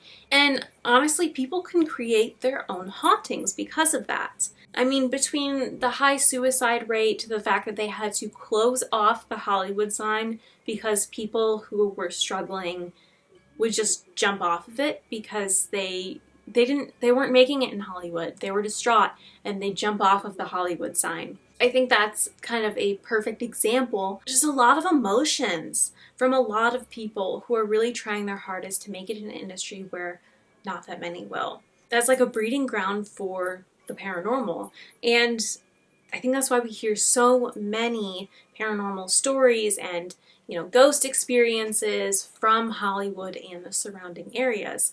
It's definitely not just deaths and stuff, but also the energy of the people in the city, past, present, maybe even future, all meshing together. And it's beautiful because it's a city of so many possibilities, but it's also a city of so many people who never made it. So when I hear this story, that's exactly what I think of. It's like, yeah, that makes sense. You're in the middle of Hollywood, There's bound to be a lot of stories that came out of that place. Our next TikTok's by the user, Spooky Jean. Okay, what is happening in Griffith Park, and is it cursed? Here is its haunted history. In the 1860s, Griffith Park was just a ranch owned by Don Antonio Feliz. He lived there with the housekeeper and his niece Petronilla, who was only 19 years old. Now, unfortunately, Don Antonio Feliz soon got smallpox and his niece had to be sent away so she would not catch this contagious disease. Now, Don Antonio was in his deathbed already, and this politician, we're just gonna call him Coronel because they have the same name, Coronel came over to help him with his will. He didn't help him at all. Instead, he just changed everything to benefit him. So all of his will, his belongings, estates, everything were left to Coronel and nothing for his niece. Pero Petronilla, she did not stay quiet, and good for her. She's like, you want the Feliz estate? You want the money? Fine. But it will be your downfall. I curse you. You're not going to live a happy life. You're going to die. You are going to be ruined. I love me a good curse to a bad guy. I mean, the curse is just a myth, but they did keep changing owners because they would just all die out of nowhere for strange reasons. I mean, Coronel sold it to his lawyer. The lawyer ended up dying when he was out celebrating. Then the next owner wanted to turn it into like a dairy farm. What happened? All of like the animals and crops just ended up burning. And there's a story about this other owner who apparently, like when he owned it, there was this huge lightning storm and the trees, everything was ruined, and there was water just sliding through the canyons, and apparently they saw the ghost of Don Antonio Feliz riding through the water, and he was just happy that all of these owners weren't getting what they wanted. Eventually, that last owner, Griffith, was like, here, it's a Christmas present to the LA County. I don't want it. But the curse kept happening. In the 1930s, around like 30 workers died in a wildfire. Then in 1970s, a couple was crushed by a falling tree. And this is just a place where a lot of cults go there and a lot of sacrifices happen. So there are a lot of times where dead bodies and severed heads are found. And just recently, a body was found hanged and burning at Griffith Park. So if you want to see the ghost of Don Feliz riding around the cursed bench where the lovers were killed, or see a man, the spirit of a man, just climbing the steps of the merry-go-round, then sure, go to Griffith Park. Our next two talks by the user, Living with Less, Laura. Tell me a ghost story that sounds completely unbelievable but is entirely true. Okay, I hope you guys don't mind greasy hair because this is what you're getting. Anywho, so my cousin got married a few years ago in Big Bear, California.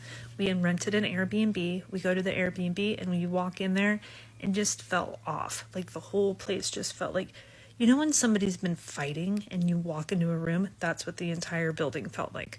So that night we go to the, I'm sorry, I'm losing my train of thought. That night, my husband was driving up to meet us at the Airbnb. So in the Airbnb, it was me, my brother, his girlfriend, my mom and dad, my daughter. Okay, so there's 5 of us. My husband is coming up, so soon to be 6. We are in the Airbnb. He's coming up later that evening. We go to bed. I go to bed and I'm looking towards the door, and I left the hall light on so my husband could have light when he got into the room. And you know how underneath the door frame it's like you can see a little sliver of light? Well, on this door frame I saw light, dark, like somebody was standing there, like their feet were standing there. And as I'm looking up, I see this tall shadow thing looking up at me, and the thing went up the ceiling over my head to where I was sleeping, or laying down because I wasn't sleeping at this point. I then freak out. I grab my daughter, and I know I probably shouldn't do this, and I don't want people to come after me for this, but I did it. I said a quick prayer. I said, stay away from us. I said, you know, protect my baby. I went into the other room hoping whatever this thing is would follow me. And it did. I went out into the living room. I sat down. I left the door open so I can see my daughter. And whatever this black thing was followed me out into the living room. And then, you know when you like hold a cigarette and the smoke goes up like this, and you can see that? It looked like that all around this room. And I'm freaking out at this point. I was like, this place is fucking haunted. Like, there's something going on here. And my mom, my grandma, and I are both pretty sensitive to stuff like this, so I was freaking out. My husband gets home. I tell him the situation, and he's like, oh, you're just tired or whatever. You'll be fine. And we get into bed. I, like, cuddle into my daughter, and I say another prayer, like, or I said, please, you cannot come in this room. Like, you can wander around the house, whatever you want, you little creepy ghost thing. Do whatever you want. You just cannot come into this room with my daughter. The next morning, it's the rehearsal for the wedding. My mom and I was in the wedding. My mom drives me to the rehearsal, and she goes, how'd you sleep last night? And I said, not really good. And I tell her the whole story, and she goes, I was sitting in bed reading, and I saw the same thing. Someone was standing in the corner of the room, the exact same thing. And neither one of us told each other anything that morning when we were eating breakfast or getting ready. We just talked about it in the car. Then we had the rehearsal dinner. We came back. My brother is in the upstairs room. My brother's a big guy. Like, he's 6'4", just a huge, like, mountain of a man. And all of a sudden, he starts falling down the steps, like, falls, like, on his ass on the steps. And he was like, well, felt like someone pushed me. And yeah, so that was the weirdest, most uncomfortable I've ever been. And yeah, so there's my ghost story. Our next TikTok is by the user Baking Booze Bungalows. I stayed at a haunted hotel and I want to talk about it. Paso Robles Inn in Paso Robles, California looks charming by day with its beautiful brick buildings, perfectly manicured lawns, and precious little koi fish. Hi, buddy. But by night, it tells a very different story. The first hotel opened in 1889, drawing everyone from presidents to Hollywood stars, even outlaw Jesse James. Look at him standing up there like a real creeper.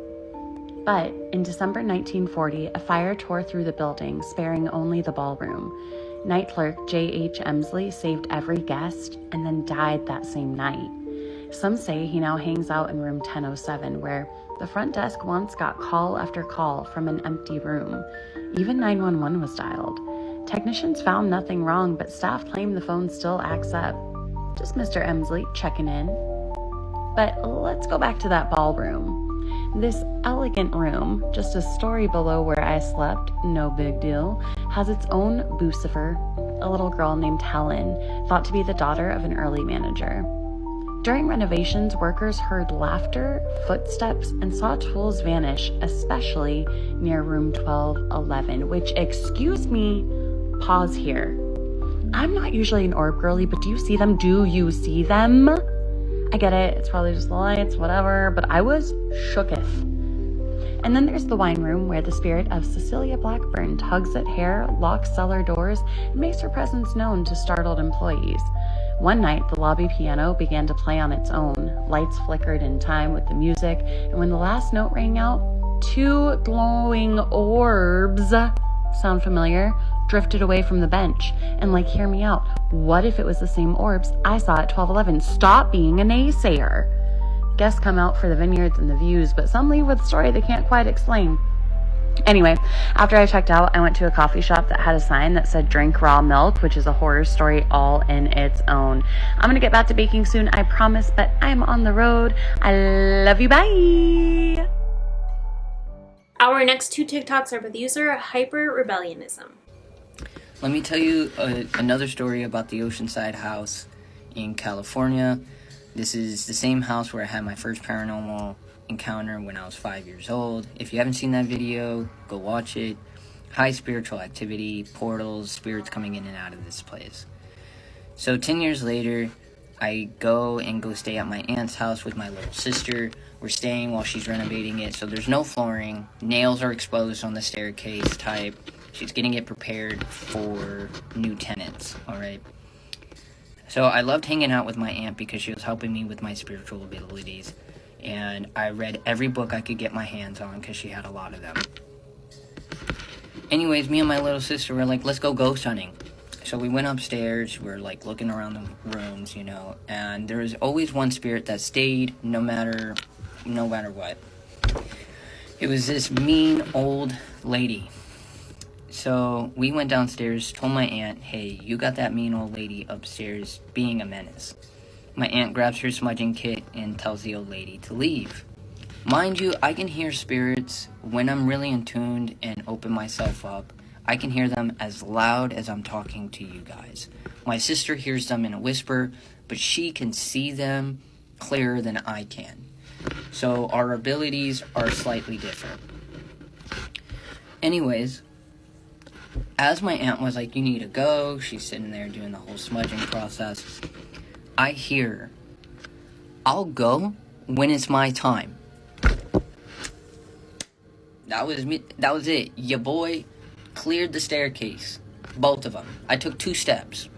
The first step was to clear the first case. The second step was to clear the second case. I yelled up to my aunt. I said, she ain't leaving. My aunt comes downstairs. She asks, what happened? Why'd you leave? What's going on? And so I explained what happened. And in that moment of explaining what happened, my little sister let out a blood-curdling scream. She ran to the corner of the living room that we were staying in, grabs the air mattress, and covers herself. Crying. I'm talking boogers down the face and everything. Hysterical. We get her to calm down after a few minutes, and she explained that she saw the old woman descend down the stairs. She said she looked like a beautiful Victorian-era woman when she came down the stairs and saw one side of her face. And then she turned and looked at my little sister, and the other side was black and basically looked like it melted off. And she said she had a glowing white eye. So she said it kind of looked like when light reflects in your eye like that. Just that. That's all she saw. And so 10 years later, fast forward, I moved into this house again when I was 25. And when I had sleep paralysis, guess who I saw? I saw that old lady. And I got very angry, and I told her she needs to leave us alone because she was harassing me and the woman I was with at the time. But yeah, some spirits just don't want to leave. Some spirits don't care to leave. Some spirits enjoy being menaces to society and to the living. And she is one of them. Alright, I'm going to tell you guys a story of my first paranormal experience when I was 5 years old. Typically, if you know anything about coming into your gifts, things start to happen when you're 5. Now, I come from a family that's had generational spiritual gifts, if that's what you want to call them. And I think, for me, it really started through my mother's grandma on her father's side. And it was because she was a white witch. I don't really know the proper term. But she was a very holy, devout woman who fought off black witches in Mexico. So, a little of my background. Okay, when I was 5, my mother and my father were going through a divorce, okay? And my mom had to move into her sister's house. So this was my aunt's house. It was a brand new house. And it was me and my 4 other sisters here. Alright?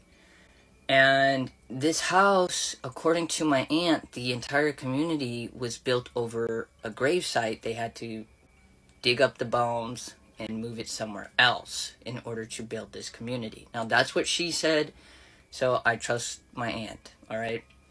Now, this house that we lived in was extremely haunted.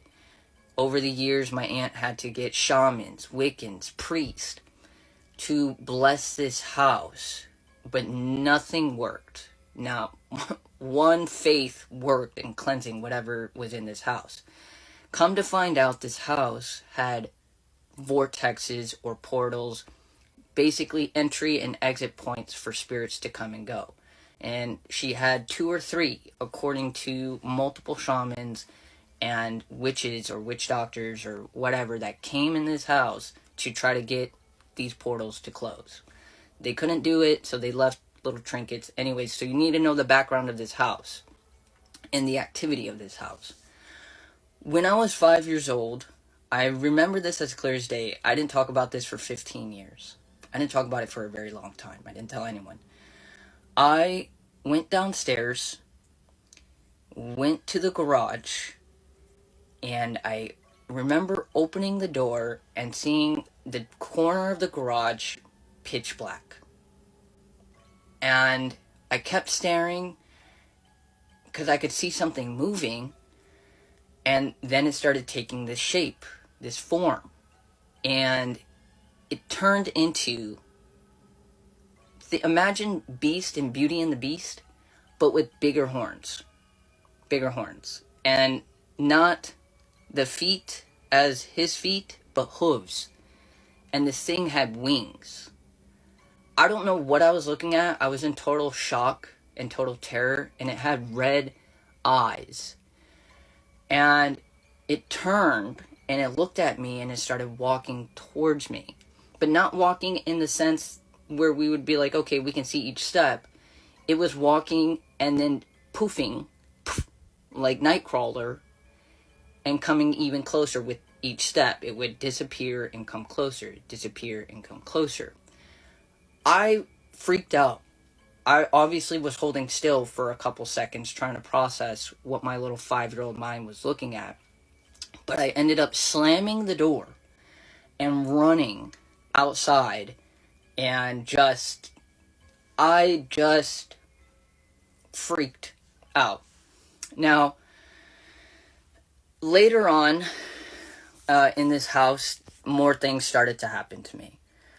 But if you want to hear those stories, comment down below. I'll be happy to share all my spiritual stories. We heard 2 stories from him during my Zach Bagans museum video, and actually his videos will come up in another few states because it seems like he has such a connection with the other side and has such an experience with the paranormal and just different energies. I mean, he says that his first paranormal experience was at 5 years old, so this is obviously something that's very familiar to him. And I mean, I think his stories are very credible. Our next TikTok's with the user, The Haunt Ghost Tours. I bet you didn't know that Temecula is cursed. When you think of Temecula, you probably think of wine country. Old Town Temecula, that cute little historical center in the middle of town, is actually cursed. After the Mexican-American War, the Luiseno tribe warned the settlers to not build on that land because it was their sacred ancestral burial ground. When their warnings fell upon deaf ears, it is believed that a curse of unrest was whispered into the wind. The settlers just thought of this as a silly rumor, but then the rain came. Downpours so torrential poured upon the city like Riverside County had never seen before, and it swept away the town's only lifeline, their newly built railway system. Without the railway jobs, the town slowly crumbled. The creepiest part about this, though, is every 30 years since the original curse in 1893, the town has flooded. Do you think this is part of the curse or just a really creepy coincidence? Our next TikTok's with user White Girl Wasted 87. Oh, you want to hear another scary story? Okay. In 2012, I ran away from home and lived with my best friend in her family house that was built in the 1800s. So I was kind of in a bad way, having a hard time, but I went to go live with my friend in her family's house in El Sereno, California, back in 2012. And she lived in a home that was built by freaking ranchers, some like ranch family back in the 1800s. So many interesting things about that house. That house has like all kinds of weird hidden stuff, and it is heavy with activity for sure. There was a bathroom and a closet. There was a giant well under the ground in the backyard. And the way we found it was because we started to jackhammer that backyard to try to build. and found a well, and we immediately had to close it back up. We extended a little basement room into a large, like, bottom floor, and that was creepy too, like super creepy. But so there were multiple things, and I can make this like into different parts, but today I'm going to tell one story in particular that really sticks with me. And so one night her whole family was over, all her cousins, and her sister slept upstairs, and all the cousins were staying upstairs in her room, and I was hanging out with them, and I ended up trying to sleep on the floor in the upstairs bedroom. Now, one thing to note is the upstairs was like an illegal add-on, and so it was kind of janky, because if you moved around too much up there, you could feel the whole top floor kind of like swaying and moving, like it could just kind of collapse at any minute. But we were vibing, we were there, we really trusted the process. So we were there, everybody was falling asleep, or everybody was asleep. I was trying to fall asleep. During those days I had some trouble falling asleep. So anyway, I was laying on the floor with my eyes closed, and I had heard it before, right? Like I had known about the ghosts and stuff that they said lived there, and you could oftentimes hear people walking up and down the stairs, or hear like what sounded like people moving around downstairs, but really everybody was asleep. So as I'm laying on the floor trying to fall asleep, I can hear somebody walking up the stairs, down the stairs, up the stairs, down the stairs. And finally, I hear that the sound of the footsteps walking up the stairs. And with your eyes closed, I swear to God, it's like I just knew someone was there. Like I just knew it. Like you could feel it. Like you just know the difference between like you're just hearing a sound and whether like someone is like, you can feel someone's presence. I felt the presence. So I hear them walk up the stairs. I have my eyes closed. I'm on the floor. Okay. Everybody's around me. These people are on the bed. People are on the floor. I'm on the floor. I hear someone walk up the stairs and into the room. I can feel them and hear their footsteps pressing onto the ground. And I can feel their presence over me, walking into the room, stepping over me, and then walking to the window. And it was like, I could feel the presence just almost like evaporate out the window. I didn't feel or hear any footsteps move back towards the door and go back down the stairs. No, they walked in, around, over me, to the window, gone. Yeah, that was weird. I opened my eyes, I looked around, nothing was there, but I will never forget that. I really felt it, I heard it, and I know it was one of the ghosts. So yeah, always would hear the sounds on the stairs. My friend has a lot of stories about things that she saw in the laundry room, things that she saw in her bedroom. I have more stories about things that I saw in her downstairs bedroom that we built. It was like a tiny little basement room that we extended out like midway at the bottom of the house. I saw some like, I feel like it was a demonic entity down there, and I had to like do a lot of praying in the moment. But that night I wasn't like terrified. I wasn't like praying and scared for my life. It was just like, whoa, like that was so weird and cool. But yeah, and recently, like maybe a year ago, I had looked up the property information, and I'll share that in another video too, because I am fascinated. Our next TikTok's with the user Mansions and Mascara. Tell me a ghost story that sounds completely unbelievable but is entirely true. Okay, so completely true story. Years ago, there was a television network that I was on in the United States, and they were opening a brand new studio in Los Angeles. And they wanted key personalities to be on the air for the inaugural broadcast because it was all live television. So they flew me out to Los Angeles along with a whole bunch of other people. It was a big star-studded event. Got to meet LaToya Jackson. That's not what we're talking about, though. We'll move on from that. So they put me up at this hotel called the Hotel Normandy.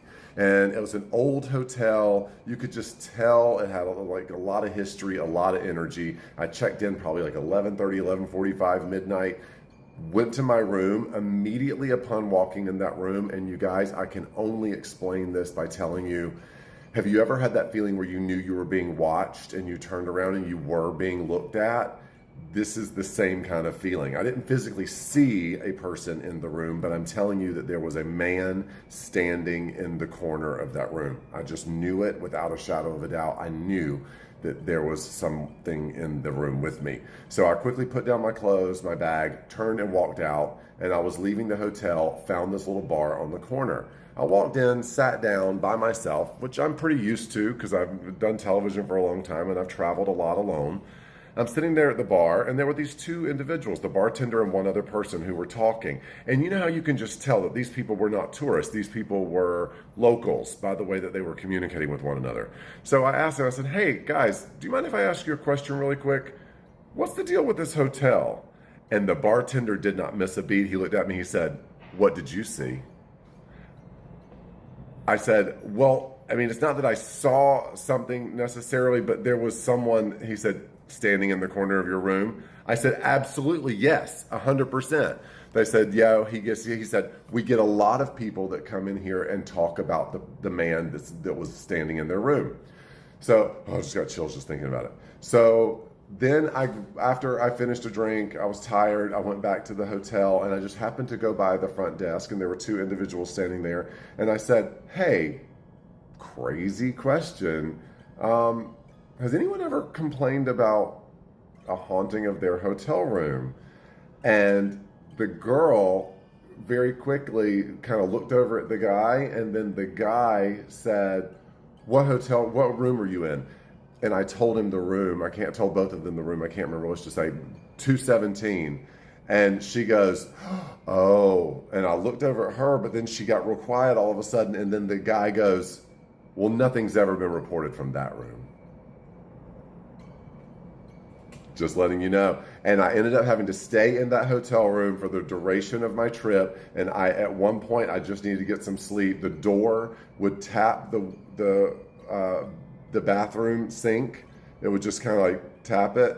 And I would have to say, please, I'm just needing to get some sleep. It would get quiet for a little bit. But sure enough, it's just as soon as I'm breathing, I'm telling you, there was a man in that room. Sure. I think this kind of ties into the previous haunted hotel video.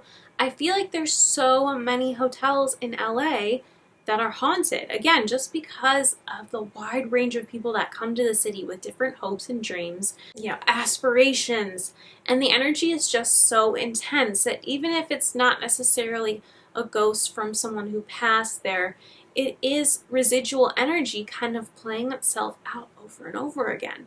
Who knows who this man is? If it's someone who passed the hotel or someone who spent a lot of time there.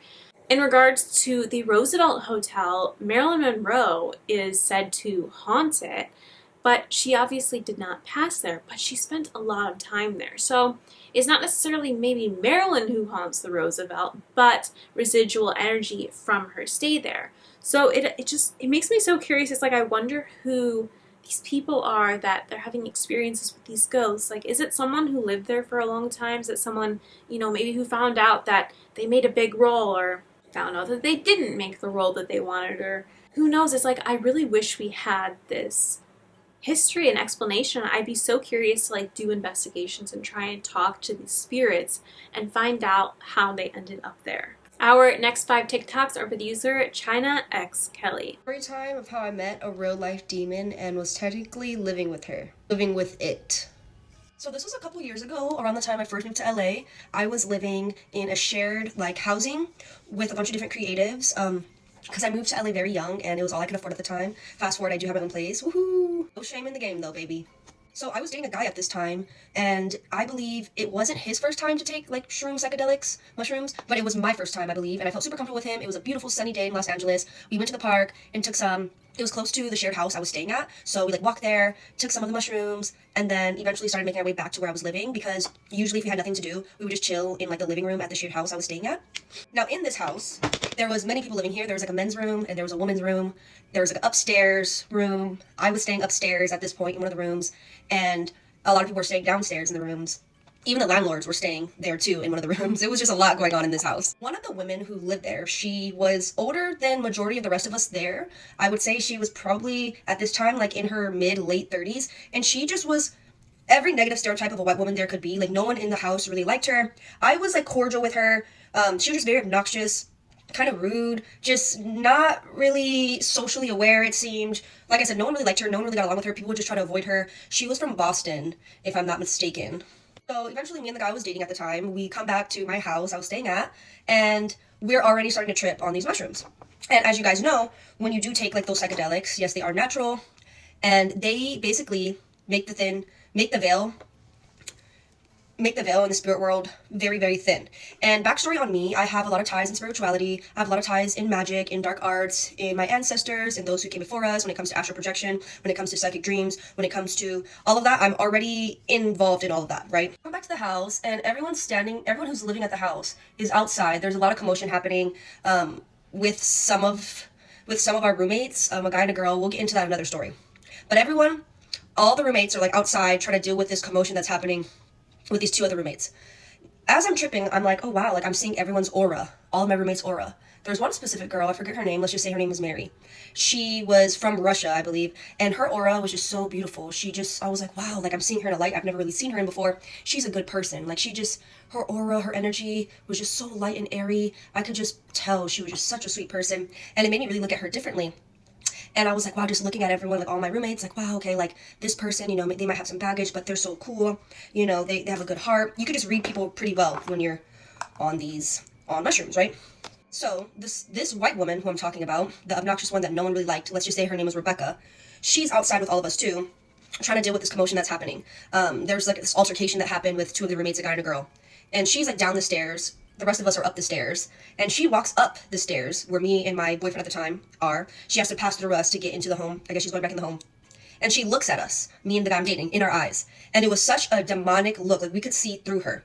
It was so chilling. I look at my boyfriend and I'm like, and he's like, oh no, like that's a demon. And I'm like, yeah, it's proven, like she's a freaking demon. So eventually the commotion dies down with whatever was happening outside, and we all go back in the living room. All of my roommates go back in the living room. My boyfriend's over still, and we're just chilling. Some people are chilling on the couch. Some of us were chilling on like the dining table, just talking it up. Everyone's having their own side conversations, everyone's in a good mood. We're just kind of just like debriefing on what happened, talking about our day, blah, blah, blah, blah, blah. I'm talking to my boyfriend, and I say, I'm not talking loud. Like I said, we're in this big home. Everyone's having their side conversations. There are probably about like 10 people downstairs at this point. And so I'm not talking loud or obnoxiously. We're having our own little side conversation. Mind you, Rebecca's on the couch. We're on the dining room table. It's full house. And I'm telling him, oh, I'm feeling kind of tired. And I look at him, I'm feeling kind of tired. And I hear her all the way on the couch. She goes, oh, I'm feeling kind of tired. So me and my boyfriend, we look at each other and we're like, that's weird. And I was like in my head thinking, I'm going to say something again to see if she repeats it, because it's already proven she's a demon. Like we saw the look in her eyes. She is not human. So then I go, I need to do a lot of laundry. Within seconds, I hear her go, oh, I have to do a lot of laundry. Me and my boyfriend look at each other again and we're like, this is insane. And no one else is hearing this. Like no one else in this house is even recognizing any of this happening. Like I said, everyone's having their own side conversations. And I would be even surprised that we were probably the only ones here. We are the only ones that recognize what was happening. So I give her another chance, and I just say something random like, you know what's crazy? I was like, you know what's crazy? I'm craving oranges right now. This girl stands up, Rebecca, this demon. She goes, you know what's crazy? I'm craving oranges right now. But when she says that, her voice cracks. Like it kind of sounds like gargly, like demon, very deep, very raspy, very gargoyle-like. Me and my boyfriend, we look at each other. We immediately, on the same wavelength, run upstairs to my room, and we're like, oh my God. Luckily, I was not sharing a room with her. But within seconds of us running up into my room, we locked the door, and we're like, oh my God, like, how did no one else peep that? Like, oh my gosh, do you see the look in her eyes? Like, that's when we finally were able to debrief on everything that happened and everything we noticed, and we noticed and recognized everything, that she was literally a demon. We hear steps coming up the stairs. Mind you, she lived in the bedroom down the hall from me upstairs. There's slow steps. You know, if you're at home, why are you gonna really walk up your steps super slow? But we hear steps like up this, and we're like, she thinks she's slick. Like, she thinks she's slick. And isn't it so ironic that she exposed herself, of all days, while we're on mushrooms? Of all days, this white woman who no one liked, everyone just had an issue with her. She just was rude, obnoxious. She just seemed, and we figured her out. Like, we read through her. We saw inside her soul. She was a demon. Part 2 coming up if you guys want it. Part 2 on how I met a real life demon and I was living with her, aka living with it. Before I continue the story, I want to clarify some things. People in the last video, on the first video, were like, oh, what if she was just messing with you? She had no clue that we were on mushrooms. Like, she had no clue. She never messed with me before. There's no way she would have known. Also, when she was repeating everything I was saying, she was on the other side of the house on the couch. Me and my boyfriend were having our own private conversation where only he could hear me. Everyone, it's like a full packed house where we were living. There's no way she heard me. There's no way she heard me. Well, fast forward, me and my boyfriend go upstairs, lock my bedroom door, and we hear her slowly though, walking up the stairs. And we're like, bro, she's a demon. And it was just so crazy that he was on the same wavelength as me. He didn't even know about her. He didn't have any negative connotation of her in his mind already. He knew that she was a demon, that there was something horrific about her when she was walking up those stairs outside and looked us in her eyes. At this point, you know, I'm doing my mantras, I'm just praying, because at the end of the day, like, there's no demon that will ever be able to harm me. Period. No weapon formed against me shall prosper. Especially one in the body of a white woman. No offense. After that weird and really creepy altercation of her exposing herself to us that she was a demon, you know, maybe a week goes by, and I'm like, bro, like, I know this woman from somewhere. Rebecca, I know this demon from somewhere. I don't know where I know her from, but it's like I met her before, and I could not remember where I met her, because she was claiming she's from Boston. I'm from an island. Like, there's no way we would have met. We would have known each other. She would have known me. I would have known her. But something feels so familiar about her, and I'm like, how do I know this woman? One day I'm just chilling in bed, and it hits me where I remember this woman from. Oh, like I said, I astral project sometimes, and I met her during astral projection years before I even moved to LA. Years ago, years before I even moved to LA, I astral projected, and I met two people who I will not name, but you all know. You all know, because they are very, very, very, very famous in the entertainment industry, right? They're A-list celebrities. I met them both. And in the astrals, as I'm meeting both of these A-list celebrities, I also met Rebecca. And I didn't really meet her, but I remember her.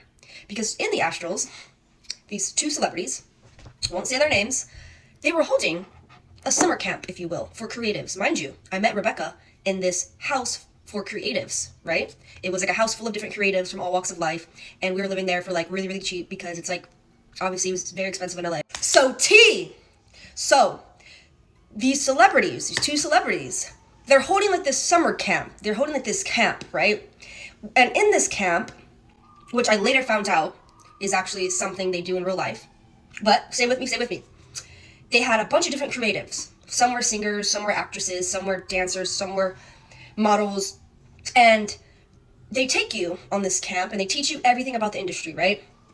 They teach you how to behave in the limelight. They teach you how to have a longevity in the entertainment industry. They teach you all these different things, right? And mind you, this is all happening in the astrals, and the timelines in the astrals, and the time is very different in the astrals. So you could be asleep, or in the astrals or asleep or whatever, in that state of mind for an hour. But in the astrals, it's like a whole summer camp is happening in that time frame, right?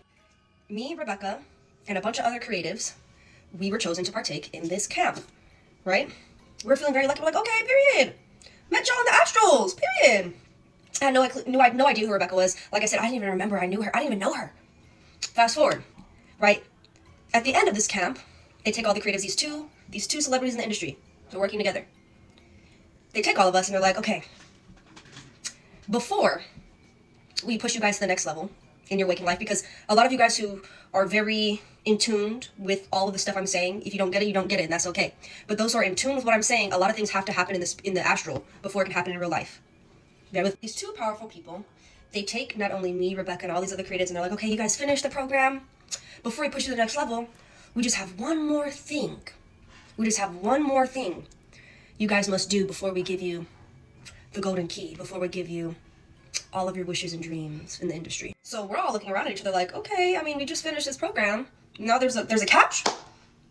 And one of the people, I don't want to spill too much about who these people are. They were like, there's a catch.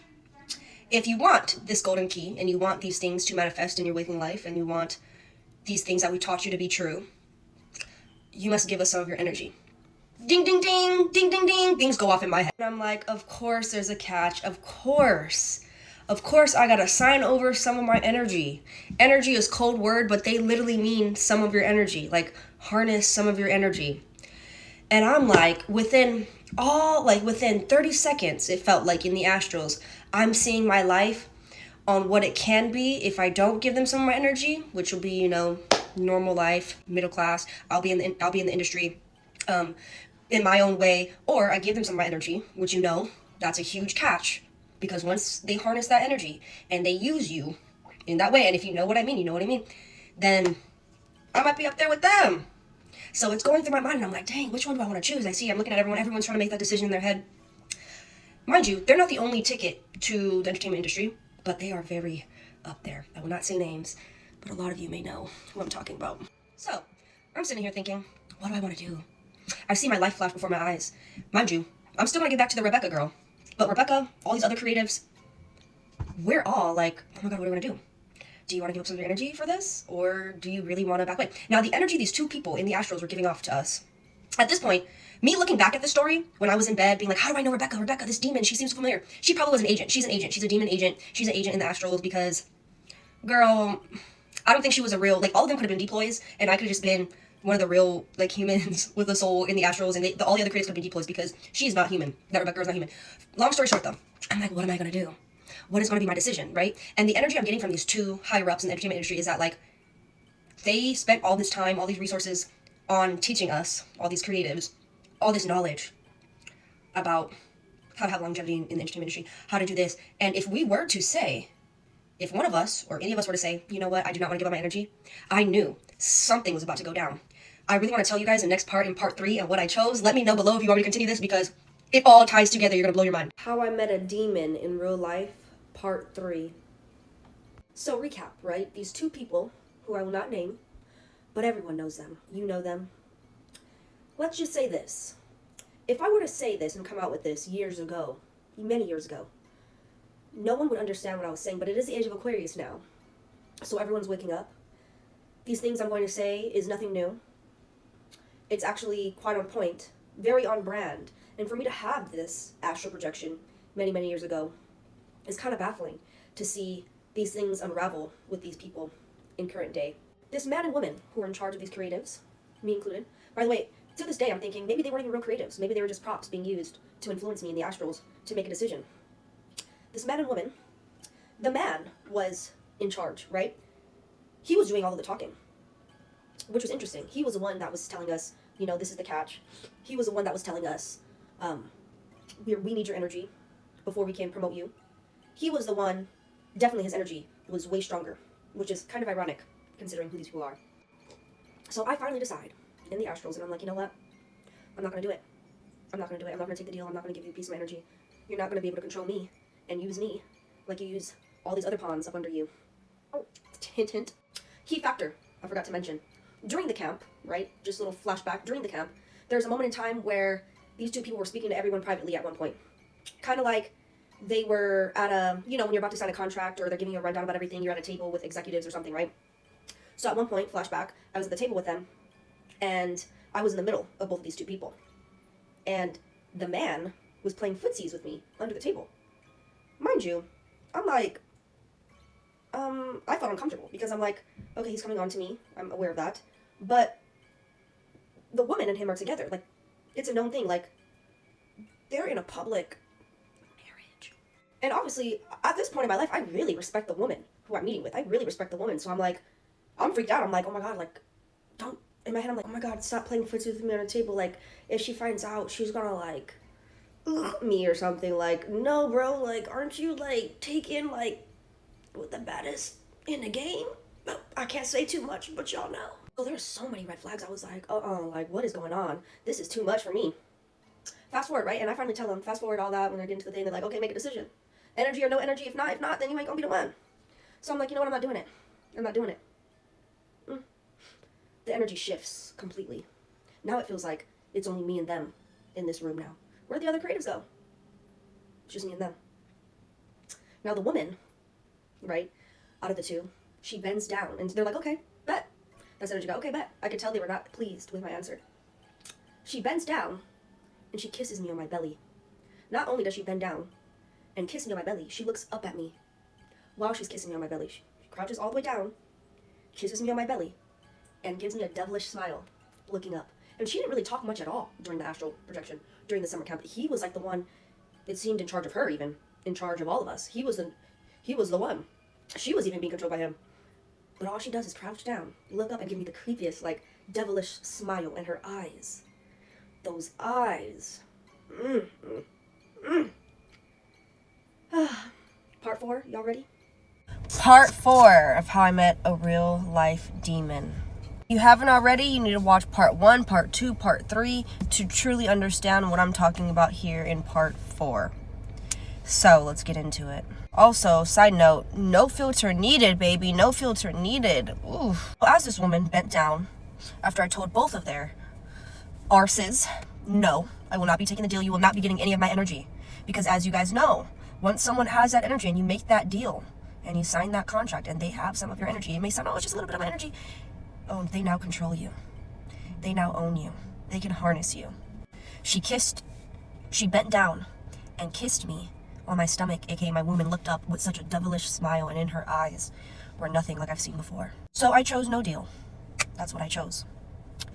Mind you, this happened in, I want to say, 2017.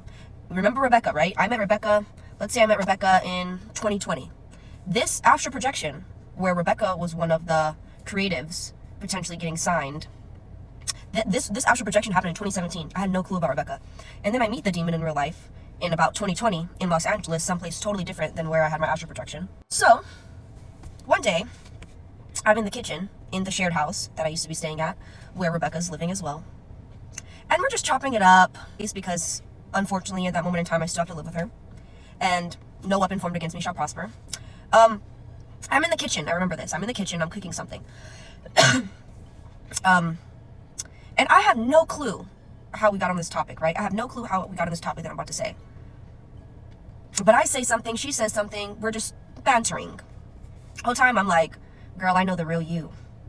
I know you. I see through you. And she goes, well, you know what they always say? Bad energy. She was like, well, you know what they always say? Bad energy goes through the stomach. And I go, ding, ding, ding, ding, ding. Exactly. Exactly, you witch, you demon. You were there. You were there. All of my calculations were correct. You were there when that deal happened. You were the one, I remember, who was trying to get the deal with the rest of us. Wow. And she literally says to me, you know what they say, negative energy goes through the stomach. Huh? Mind you, I have no clue. I don't remember at this moment in time what we're even talking about. But she replies back with that. And I'm like, I felt like I was in the Twilight Zone. I was like, not only is this woman a demon, but she remembers this. She was there during this astral projection that I had years prior, when that woman bent down and kissed me. So, you know, I'm like, ding, ding, ding, ding, ding. But I have some homework for you guys before I do part 5. I have some homework for you guys. With the symbolism I've been speaking about, with the code words I've been using, I have something that I want you guys to look into.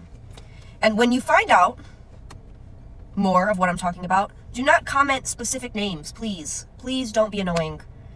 We can use code words here. The people who don't get it just don't get it. If people are commenting, what are you talking about? Who are you talking about? Do not comment names. They are just not on the same wavelength as us, and that's okay. It's not their purpose right now to figure all this stuff out. But I have homework for you. What I want you to do is look into this book and movie called Death Becomes Her. Just look into this. Look into Death Becomes Her. Look into it so deep to where you find a lot of names involved with this title. A few names involved with this title. This is very important. Death Becomes Her. Look at the symbolism. Look at the imagery of it. But I want you to dive even deeper into this title. Certain people involving this title and the most recent person involving this title. Very recent. When it starts adding up, you're going to be like, China, but you had this astral projection back in 2017. But that's what I'm telling you. A lot of things have to happen in the astrals, in the astral plane, in the spirit realm, before they can happen in the 3D. I'm way before my time. But look into Death Becomes Her. Look into it. Look at the imagery. Look at the people who have been involved with that title. This is the homework I want you guys to do. And you will be mind blown. So, with that being said, come back to me when you've also done your homework. For a while, you know, I wasn't too worried about my womb. At the most, I was like, okay, you know, I did my cleanses, did my prayers, did my mantras. Very spiritually safe and clean. But someone on the last video, part 4, was like, oh, do you think she cursed your womb or did something with your womb? That was a potential, right? That was a potential. I mean, she had to do it for some reason. And when Rebecca was in that kitchen with me and we were talking about something random, and she's like, you know what they say? Negative bad energy goes through the stomach. Oh, y'all demons want to play in my face. Y'all demons really want to play in my face. Okay, bet. Y'all not ready for part 5. Part 5. Are y'all even ready? Story time of how I met a real life vampire in Los Angeles. A little preface: if you don't believe in any of these beings, my page is not for you. If you don't believe, you don't believe. If you believe, this page is for you. If you know the real tea, this page is for you. Hi everyone, my name is China. I'm a model living in Los Angeles, California, and first generation college graduate. Let's get into the juice, okay? So, if you know, you know. There's a lot of portals around Los Angeles, spirits and entities. This was back in 2022 when I met this older woman who I would like to think was about 35 years old. At least that's what she looked like. She was always very mysterious, and even retelling the story back, I never really found out what she did or what her career was, especially living in LA, but I do remember vividly that she told me she moved to LA from the South. Now the thing about this woman, let's call her Vivian. Vivian was everywhere at all times.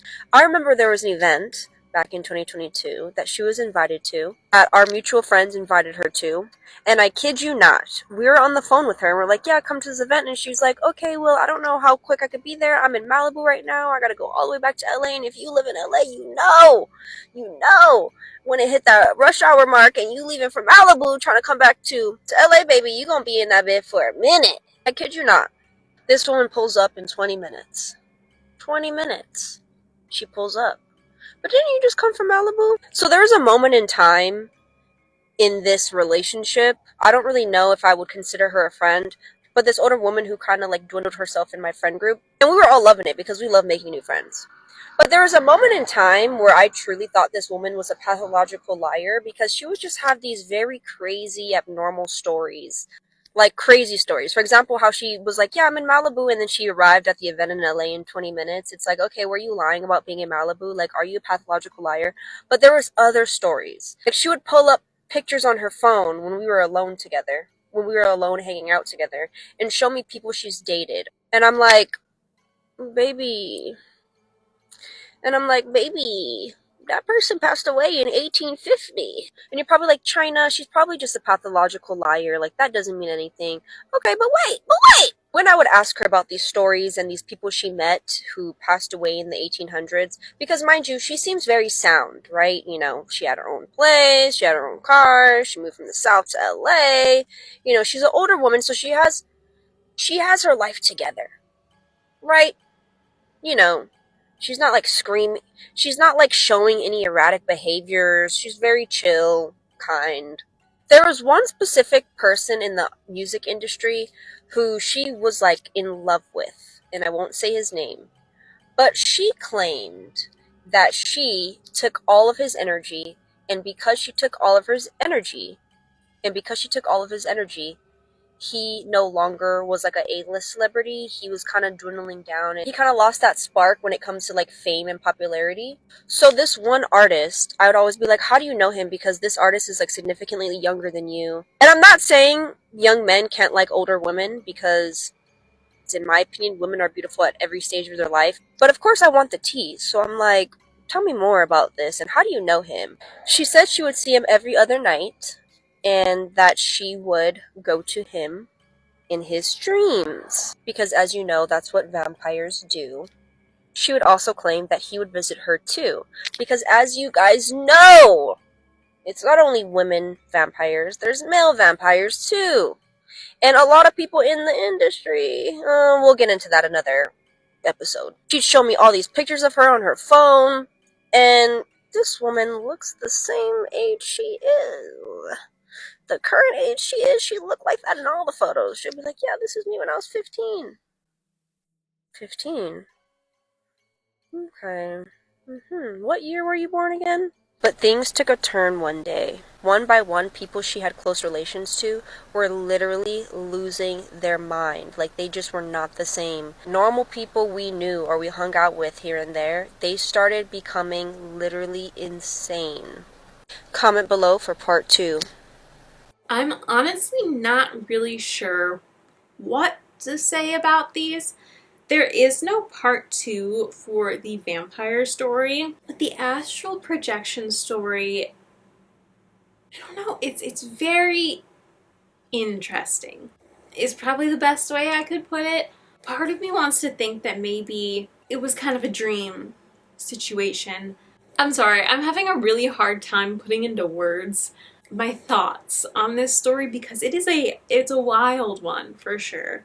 And I don't think I believe it, which I hate to say so much. Like I literally hate when I have doubts about people's stories, but I just have a hard time wrapping my head around the whole thing and like taking it in to the fullest extent. So I really want to hear what you guys think about that story. I mean, it's a lot. It's a lot for sure. And I really want to hear your opinions because after I listened to those videos, I literally sat there in silence for a few minutes because I was like, I don't know what to think. I will say, whether or not this all happened, you know, in her head or was real in astral projection sense, my best guess at who she's referring to being the powerful couple, I'm thinking maybe it's like Beyonce and Jay-Z. Obviously she doesn't say. We'll never know. And this didn't happen like in real life in any capacity. If the whole thing's true, it was an astral projection, so it wasn't on this like plane of existence, on, you know, solid ground. But yeah, that's kind of, I spent a lot of the story trying to wrap my head around who I thought maybe she was implying it could be, and I did land on Beyonce and Jay-Z. So let me know if you agree. Let me know your thoughts on this.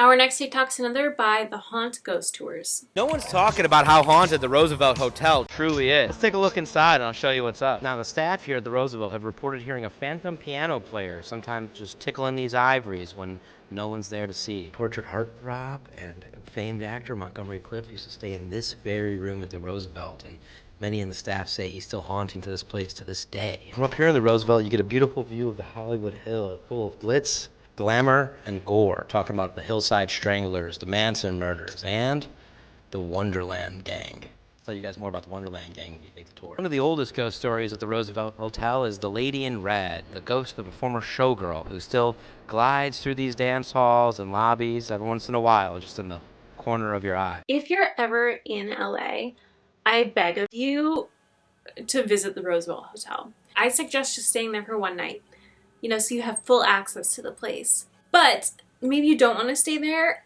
I think you could just go in and kind of wander around because they have like a lot of things. They have like a film room, they have lots of hallways that I do believe could be public access. Maybe not necessarily public access, they're not supposed to be, but you could probably get in there without having a room there if you walk in like you belong.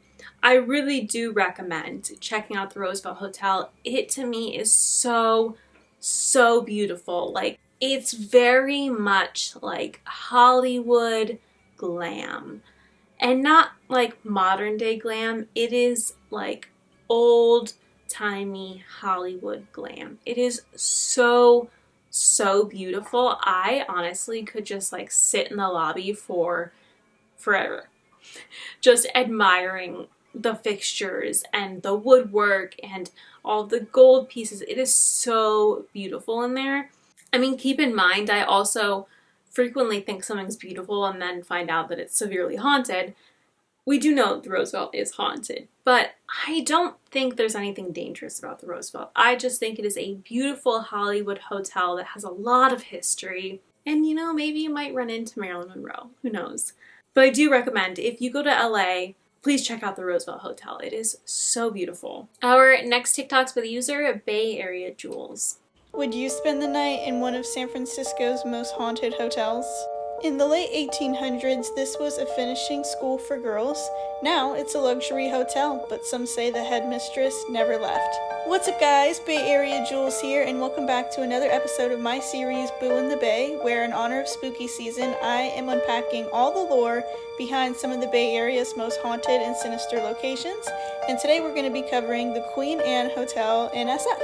Located in the Pack Heights neighborhood of SF at 1590 Sutter Street, the hotel is actually a historic 1890 Victorian mansion in the namesake of the Queen Anne architectural style and decorated in the painted lady style. Now, like mentioned, this was originally a girls' boarding school, and fun fact, it actually very narrowly survived the huge 1906 SF earthquake. Now, what's the lore behind this, and why do people think it's haunted? The building today stands as a luxury hotel with 48 rooms and suites. Now, the headmistress of the former finishing school, a woman by the name of Mary Lake, is said to haunt her former office, which is in today's hotel, room 410. Now, you guys know that I always love to hop on Reddit to get some real-life stories from people who have stayed at these various locations, and one that particularly caught my eye when doing some research came from someone who stayed there about 10 years ago and made this Reddit post detailing their experience staying in room 410. She said that her and her mom are actually local to the area, and they're also really big into ghost hunting and doing their own sort of explorations. So they were really excited when they were able to actually book this coveted room 410. In her Reddit thread, she detailed about how there was various cold spots in the room. She was laying on the bed with her arm hanging off the bed, and all of a sudden it felt like all of the warmth from her arm was starting to be drained. She tried sitting up, and when that happened, she felt a force pushing her chest down, almost like pushing her to stay laying down. She set up cameras all over the room to try to capture orbs, to try to capture some video, and she set an alarm multiple points throughout the night to try to wake up to make sure the cameras were still recording, and she said that all of her alarms turned off. She set an alarm for every 2 hours, went to bed at 10 p.m., and the alarms were really loud ringtones. She said nothing she could have slept through. Now, Mary Lake, who was the headmistress, who allegedly haunts this particular room, is not said to be a malicious ghost so much, but she actually will help tidy up the room. Guests report that the bed is made, corners are tucked in, and actually the person who made this Reddit thread said that when she did wake up in the middle of the night, that the covers were pulled nice all the way up to their necks, so they were nice and warm basically. She's basically just ensuring their comfort instead of scaring them. Other guests have reported that their towels have been folded nicely, that their luggage has been unpacked. I don't know, doesn't sound so bad. What do you guys think? Would you stay here? And also let me know what place you want me to cover next in my series. As always, be sure to follow for more Bay Area content, and I will see you in my next video. Our next TikTok's by the user, The Minimalist Witch. So I have 3 minutes to tell you about staying at the Ace Hotel in downtown Los Angeles and how haunted this hotel is. So to be fair, I probably should have checked to see if it was haunted before going, but it has such a cool vibe, so I didn't really care. But anyway, so we walk in and we check in, we go to the elevator, and as I'm walking in, I see this guy, and he looks so cool. He's wearing like a mobster kind of suit and like this cool hat. Definitely looks like he's from like the 1950s.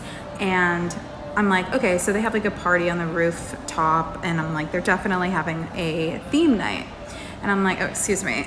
And then he like gives me this look and then proceeds to walk through half of my body, wherein which I dropped all of my luggage immediately and started like panting, because I was like, what the fuck was that? And my boyfriend was like, I was wondering who you said excuse me to.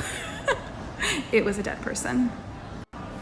So then we get off on the 8th floor into the most disorienting room possible and walk down the hallway, and it's dark and kind of creepy, but like the room was amazing. It was beautiful.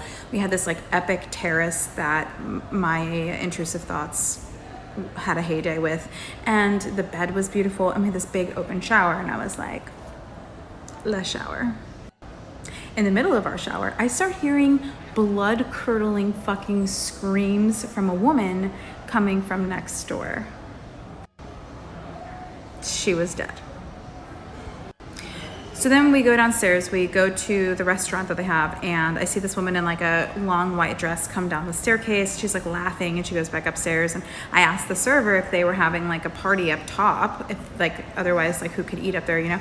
And he was like, no, there's nobody up there. Yes, there is.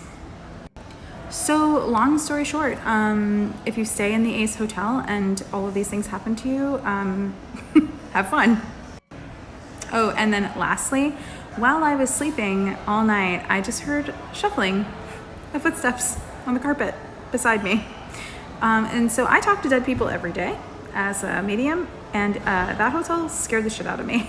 So if you are a super ghost fan, go stay at the downtown LA Ace Hotel. It's kind of awesome. Downtown LA is kind of a tricky thing.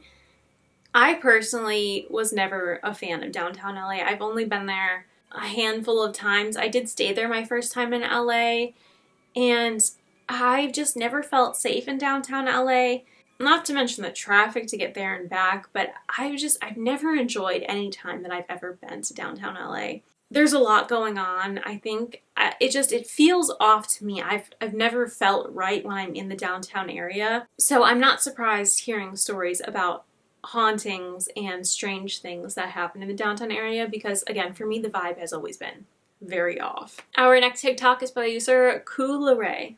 Here's a spooky story about when we lived next door to the Cecil Hotel in downtown LA. Crazy. It all began one late night. We were laying in bed. We were. About to fall asleep. About to. All of a sudden, we hear the freaking bathtub turn on. Like water going crazy, you guys. And let's just go back a little bit. Take them back. We gotta take you back. We gotta take you back. What is the Hotel Cecil? Hotel Cecil is like one of the scariest places in the United States. You can look it up. There have been Didn't want to get this video taken down, but you can see on the screen what I'm saying. Unexplainable things. Yes, it has happened there. But yeah, so we have lived next. It's now closed. Yeah, nobody's in there. But we live next door to it. But what people don't know is that there's tunnels running through from like the Cecil to the place that we lived next door. So at the PE lofts downtown LA. And also the PE lofts were converted. They actually, it was like one of where the first train stations were in downtown LA, and there was just so much freaking history in that building. Like beautiful building, beautiful lofts, but I mean, from day one, like Matt could completely sense there was activity, a lot of activity. So not only did the water go off like once in the middle of the night, it definitely went off like a few times. We would just be laying in bed, and all of a sudden, like the bath would just like completely turn on. And it wasn't like an easy thing to start the bathtub. Like you had to fully pull the lever out to start it. So it was almost like you could hear somebody pull it, and then all the water would just like start pouring. And the feeling that I got was that there was a woman in there every single time. Yeah, I didn't get up. I just laid in bed. I was like, she's like, nope, I don't hear it. I don't hear it. What are you talking about? I'm just gonna ignore that. But I'm not as afraid of that kind of stuff. So yeah, the moment I went in the bathroom, I could sense that there was a woman there both times. She was really sad, and yeah, I turned it off. And you sensed a few different things. Oh yeah, there were people that watched us all the time. Like I could feel it. Our door, you could like see outside of our door. Because they used to be like offices. Yeah. So the door had this like, you could see like the light through it. So there was always this just a vibe. Yeah, let us know if you want to hear more about this. I didn't even realize this one was next, but that really backs me up on my last commentary about the downtown LA vibes are Not my favorite. Our next TikTok's by the user at Ponda Street.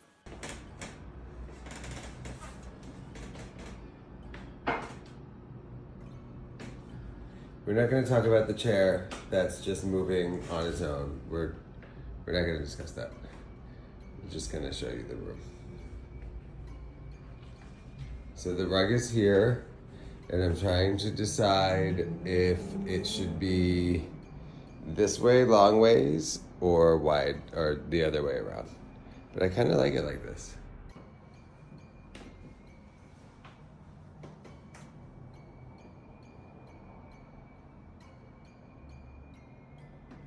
Our next TikTok's by the user Tessa420. You're a gardener and you like ghost stories. Welcome to your haunted home. This is Ghostly Gardening, a series where we garden and we talk about ghosts. I'll go garden. I'll be right back. Okay, I'm back. So at this point in my life, I was working for drug and alcohol treatment centers, and at the time, I was working in transportation. Transportation isn't just picking up current clients and taking them to their appointments. It's also picking up new clients that can be in obscure locations, like in the middle of nowhere or sometimes at a trap house. Or can I get this call that, hey, there's this client who is literally behind like a dumpster. They're homeless, and then we need to go pick them up. But the address they send me is like in the middle of nowhere. It's out in California at the time. For visual, we were around Rancho Santa Margarita, and the address that they sent me to go pick this kid up was literally in the Santa Ana Mountain. The location of this like rest stop gas station area was about an hour away.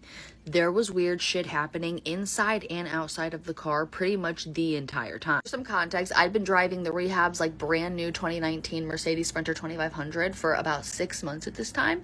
All of these problems only happened on this one night. They did not happen before this night. They did not happen after this night. Started with the interior and exterior lights. They would start flickering. There would be times where they would literally just turn off. Like the exterior lights whilst driving would just turn off. I would have to pull over, figure out why they weren't turning on. They would randomly turn on and I'd continue to drive. And the radio shit started happening. I've never experienced anything like this on a radio besides this one time. It basically turned into a spirit box machine. I don't know how else to explain it. It was like the radio was skipping stations, but then you would hear, help, come through the fucking radio. You would hear, can you hear me? Come through the radio. Like, it turned into a fucking spirit box. I don't know how to explain it. I tried to turn the radio off. Guess what? Didn't matter. Nope. It would just turn on and do the same thing. Then while I'm driving, I start to hear tapping on the inside of the car. Remember, I'm in a rehab van that sits like 16 people. I'm alone. I'm hearing someone tap on the inside of the car in the third row back, the fourth row back. As you can imagine, at this point, I'm cooked. I'm calling the client nonstop as I am now under 8 minutes away from this location and I'm still in the middle of nowhere and this client's not answering. Protocol is I have to let the front office know what's happening, so I call them, and as I'm on the phone with the front office to let them know, I start getting a call from the client. So I'm like, oh my God, they're finally calling me back. Let me call you back, let you know what's happening. I hit answer and immediately I can tell something is drastically fucking wrong on the other end of the phone. I hear the client, they are running. They sound distraught, they're sobbing, and the words they are saying are, no, you have to help, it's coming, it's coming. Immediately, my brain like flips into my crisis training mode, and I'm trying to get as much information on this client as I can. Where are they? What are you wearing? Where are you by? Like, just basically trying to fucking figure out where they are so I can go help. I'm not getting any of those answers. I'm literally just hearing what sounds like a horrible, terrible scene on the other end of the phone. At this point, I am now under 1 minute away from the initial location. So I'm like trying to communicate that to the client. And then the road takes this bend around to the right. As it comes around to the right, I see a street light and I see a dumpster underneath the street light. So now I'm like, I can see the dumpster. Where are you? I can find you. And then their phone dies. I hear beep, beep, beep from the iPhone ear. Slam my foot on the gas pedal. I am trying to get to this dumpster that I can now see as quickly as possible. I call the client back and immediately on the other end of the phone, the number you called cannot be completed as dialed. Please try the number and call again. What do you mean? I was just on the phone with this person. What the fuck do you mean? Hold on. It's the only number we've been contacting on this entire fucking time. There's only been one number. It's worked the whole time. I was able to leave voicemails even to this client when I couldn't get a hold of them. What do you mean all of a sudden? The number cannot be completed as dialed. To the dumpster. I park the car. I call the front office and I'm saying something is really fucking wrong. I explain to them everything that's happened. They say, get out around the dumpster and look around, see if there's anything out there. So I did. I'm telling you, there was nothing. I looked in the dumpster, it was empty. Under the dumpster, nothing. Around the dumpster, nothing. This person said they'd been living there for 6 months. Usually, when you go pick up someone who's homeless, who's been living at a location for 6 months, they have 6 months worth of life because they're a human. They accumulate shit over that time. The dumpster was empty. There was nothing under it. There was nothing around it. I was staying at this dumpster for about 35 minutes while me in the front office desperately tried to get in contact with this client, but every single time we called, there was no voicemail anymore. There was no option to leave one, and it would immediately go to the number you've reached cannot be completed as dialed. Please try the number and call again. But ultimately, like the additional time with multiple people trying to contact the client with nothing happening, my job was like, okay, Tessa, just come on back to the rehab. So that's what I had to do. Now, I didn't have off of work for like 2 days, but much like yourselves, I'm a nosy paranormal bitch, so I saved the address of this dumpster because I was like, the next day I have off in the daytime, I'm coming back here. So that's what I did. There was no dumpster. I shit you not. I drove down the road. I had no technological problems with the car, nothing paranormal going on in the daytime. I get to the street light, there is no dumpster. I can't explain it. My first thought after watching this was I got kind of sad because I was thinking, I wonder if maybe someone was previously there behind this dumpster and really could have used the help and didn't make it. And the whole time she was communicating with the spirit or some kind of energy of this person who, you know, maybe was close to getting help and unfortunately didn't receive it in time and is no longer with us. I don't know if that's the case, and it seems like we'll never know, but that was just my first thought, and I got really sad thinking about that. Aside from like the obvious weirdness, I do think it's also strange that it's like it was such a remote location and she had to drive into the middle of the mountains and look for this dumpster. It's all just very peculiar, I guess you could say. Our next TikTok's by the user Alexandria Mazzaroli. I totally forgot to upload a ghost story yesterday, but it's fine because I actually remembered another ghost story I have. I thought I'd only ever seen a ghost once, but actually, folks, I've seen a ghost twice. So pre-pandemic, I was working at this restaurant on Hollywood Boulevard, and it was a really cool restaurant because all of the servers were also singers. And every night they'd have a live pianist, and between serving your tables, you would go up, sing a couple songs to your tables, and it was really fun. They also had this like basement bar that they would do private parties at, and it was also where employees would use the restroom. You would walk down like a little flight of stairs, use the restroom in the private basement bar, and then come back up and keep doing your job. So it was one of my first shifts, and I went down to use the restroom, and when I walked out of the restroom, I saw the piano player sitting at the bar. And I should say I did not see his face. I saw the back of him, but I felt bad because I thought I must have scared him because there was no one down there. It was kind of dark down there. And so I even said out loud, like I saw him so clearly that I said, "Oh, sorry." He never said anything. He never looked at me. So I was just like, okay. I walk up the stairs, and as I'm walking up the stairs, I hear the piano playing. And I'm like, because obviously the piano player is not in the basement bar because he's playing the piano. So I look downstairs, nobody there. I, of course, immediately tell the manager, I'm like, I just saw some crazy thing happen. And she asked me to describe like what he looked like. And it was a man wearing like old Hollywood attire, very similar to how the piano player would dress. That was just kind of his thing, you know, a top hat, suit. And she said she thinks it must be the original owner of the restaurant, and that some people have said that they've seen him as well. Our next TikTok's by the user Tiff's Ghost Talk. Do you believe in curses? It's really going to be hard for you not to after I tell you about what happened at 1000 Lombard Street in San Francisco. This is Pat Montadon. She was a famous like socialite back in San Francisco during like the 60s and stuff, like super popular. She had these parties all of the time. One night she decided to have a party that made her life go to shit. This guy with the snake, he is Anton LaVey. He's the founder of the church of the dude that runs the underworld. You know, I've got to watch what I say on here. So he meets her, gives her this potion that was supposed to be like a love potion or whatever. It gave her an idea to throw a new party, and it was like an astrology party. A bunch of like famous people, socialites, all of the stuff. Had them come into her house, and then she paired them up with their like astrology sign. At this party, each guest had the opportunity to get a psychic reading of some sort. They did tarot cards, crystal ball gazers, palm readers, and then people to read your astrology. Well, this is what the house looks like.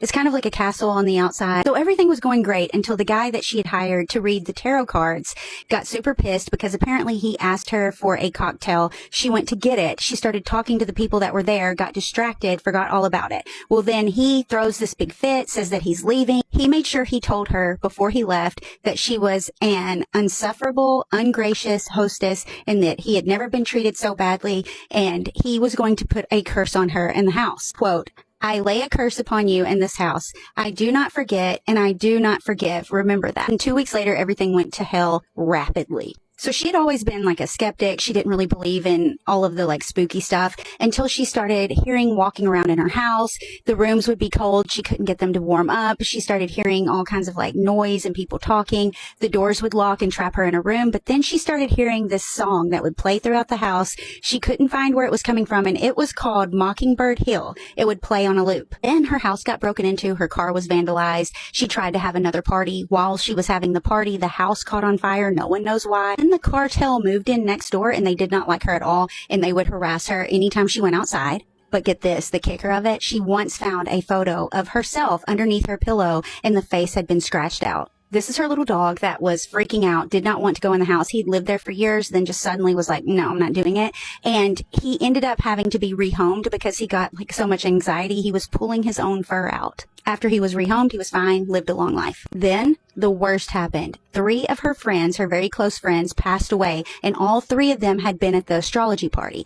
2 of them unalived themselves, and 1 died in the house. So she had moved out. She let her secretary move in. They found the secretary dead, face down, in the room that had caught fire just in the bedroom. It was locked from the inside. She was not a smoker or anything like that. The fire department didn't know how the fire started, and the coroner that checked her out has no idea. It's never been determined how she died. At that point, she was super freaked out. She invited a psychic to come in and see what was going on with the home. Apparently, he took some photos that had ghostly images in it. All of the things that he found were in the same places that the dog used to freak out at. He found out back in 1939, the home had actually been 4 apartments. While it was apartments, 4 single women died. One of them that had unalived herself. When they found her, the neighbors said that they had heard the song Mockingbird Hill playing continuously all day long in her apartment. Another creepy fact about that, Pat's cousin that unalived herself had been complaining about hearing the song Mockingbird Hill playing on a loop in her head. Ended up having to have like an exorcist come over. She moved out, never went back. The people that live there now say that they haven't really had any issues, so they don't know if whatever it was went with Pat or they got rid of it. I don't know. But do you think she was actually cursed by the tarot card reader? Because I do, because, I mean, what else? I think this kind of adds on to, obviously this was in San Francisco, but this kind of adds on to my point about the energies in Los Angeles, and that definitely branches out to other areas of California, such as, another major city, San Francisco.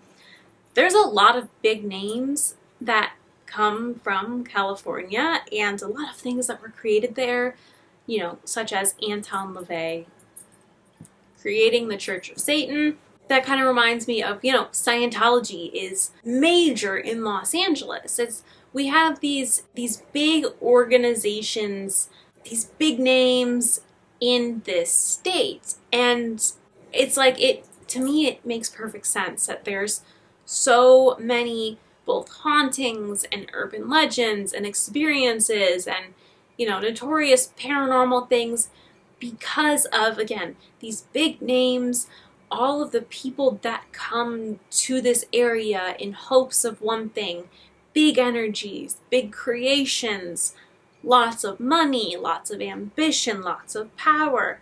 There's just so much going on in a rather large state, but it's a lot going on in one state, specifically in, these cities. And it is no wonder that we have so many paranormal and historical events in these areas. Our next TikTok's by the user, Scaredy Shack. Hey ghouls, Scaredy Shack here. I'm back with San Francisco's most famous ghost story, the Lady of Stow Lake. A century ago, a woman visiting the lake lost her baby in its waters. She now haunts the area looking for her child. First reported in 1906, this ghostly figure appears to visitors at night. If you stand near the water's edge, you may see her glowing in the dark. People have also reported unexplained car trouble and other odd phenomenon at night. Maybe because the park was once known for its many suicides. Do you dare visit its haunted waters? Or are you just a scaredy shack? Our next TikToks with the user, Ginger Snaps. Today we explore LA's famously abandoned haunted hospital.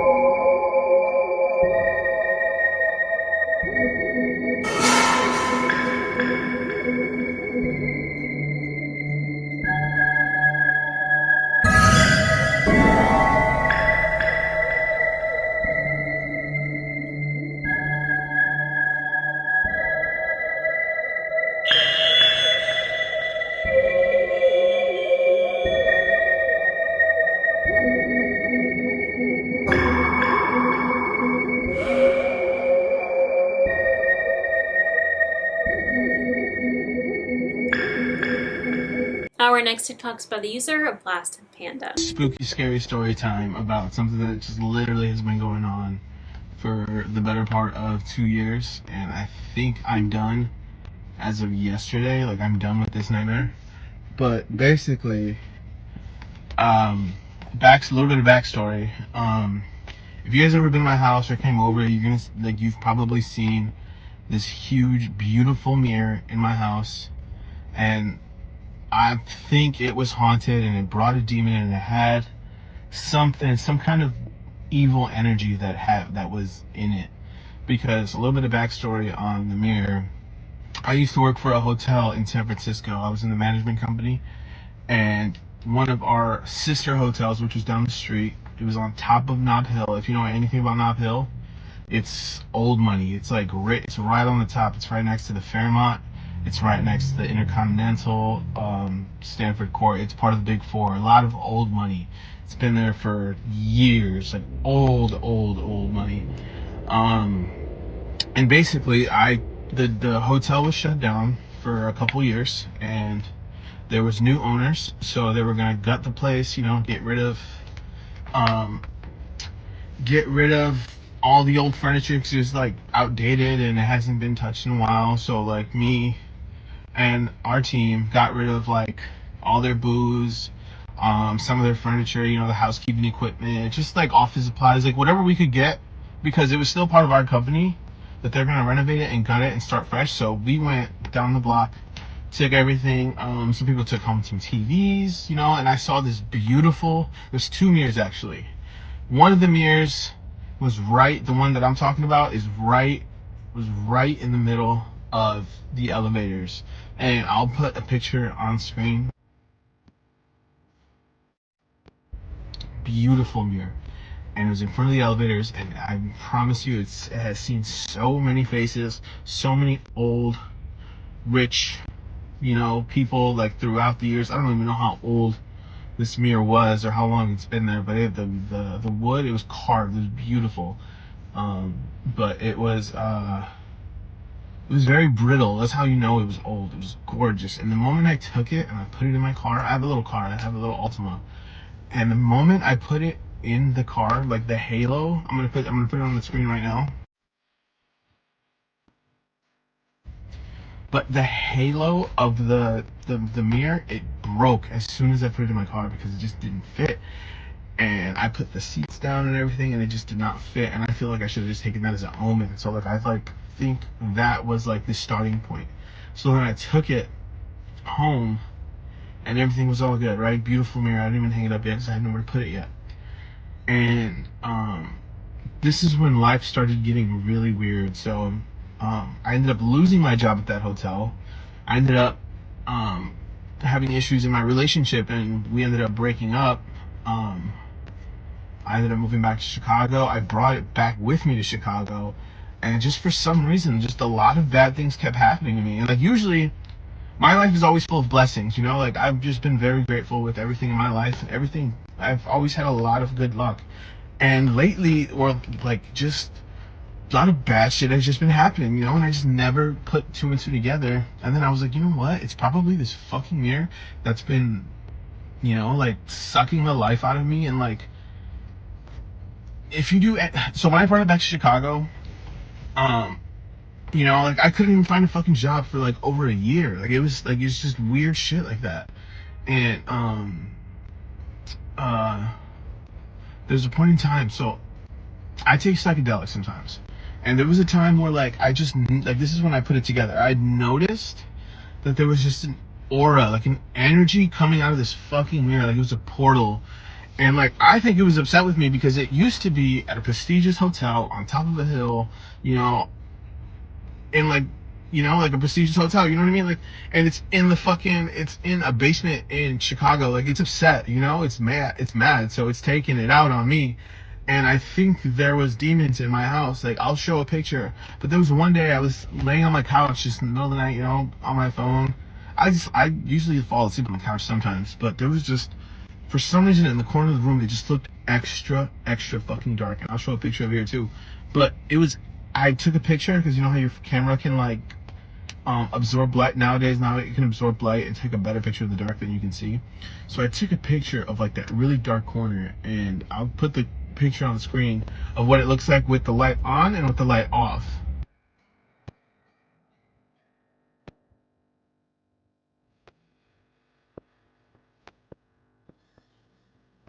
And I fucking freaked the fuck out. I'm like, okay, let me close my eyes. I'm just dreaming this, whatever. It's my phone. It's fucking up. But I wake up in the middle of the night to have to use the bathroom. And I go, and the door is fucking locked. And the water is, I'm getting fucking goosebumps right now. But, the door was locked and the water was running. And I was like, what the fuck? Okay, there's something wrong with this mirror. And I started telling like my friends and family about it, and they're like, get rid of it. I'm like, what do I do? Like, I don't want to sell it. I don't want to give it to anybody. And then recently, just yesterday, like I got rid of it because just shit just started happening again. You know, bad shit just started happening again. And I was like, I'm getting rid of this. And like, I was gonna break it, but my grandma was like, don't do that. It's gonna be worse. Just get rid of it, put it in the back or put it in the alley. And I put it like next to the trash cans. And then I go back to check out, it's gone. Like it grew legs, or somebody got it. Like somebody picked it up, somebody got it. Within 20 minutes they found it. So if you are in Pilsen, Chicago, and you found a huge, beautiful looking mirror in the alley, get rid of that shit, because it's cursed and it's gonna ruin your life. So hopefully now, I got rid of it yesterday. Hopefully my life starts turning around, because yeah, that shit, it took so much from me, and I just pray to God that like this is just a step forward. Well, thank you for listening to my scary story time. Y'all have a good night. The next two TikToks are by the user The Haunted Bay. Ghost of the Golden Gate Bridge. It's one of the most recognizable, beautiful icons of the Bay Area, but it's also got a lot of death around it.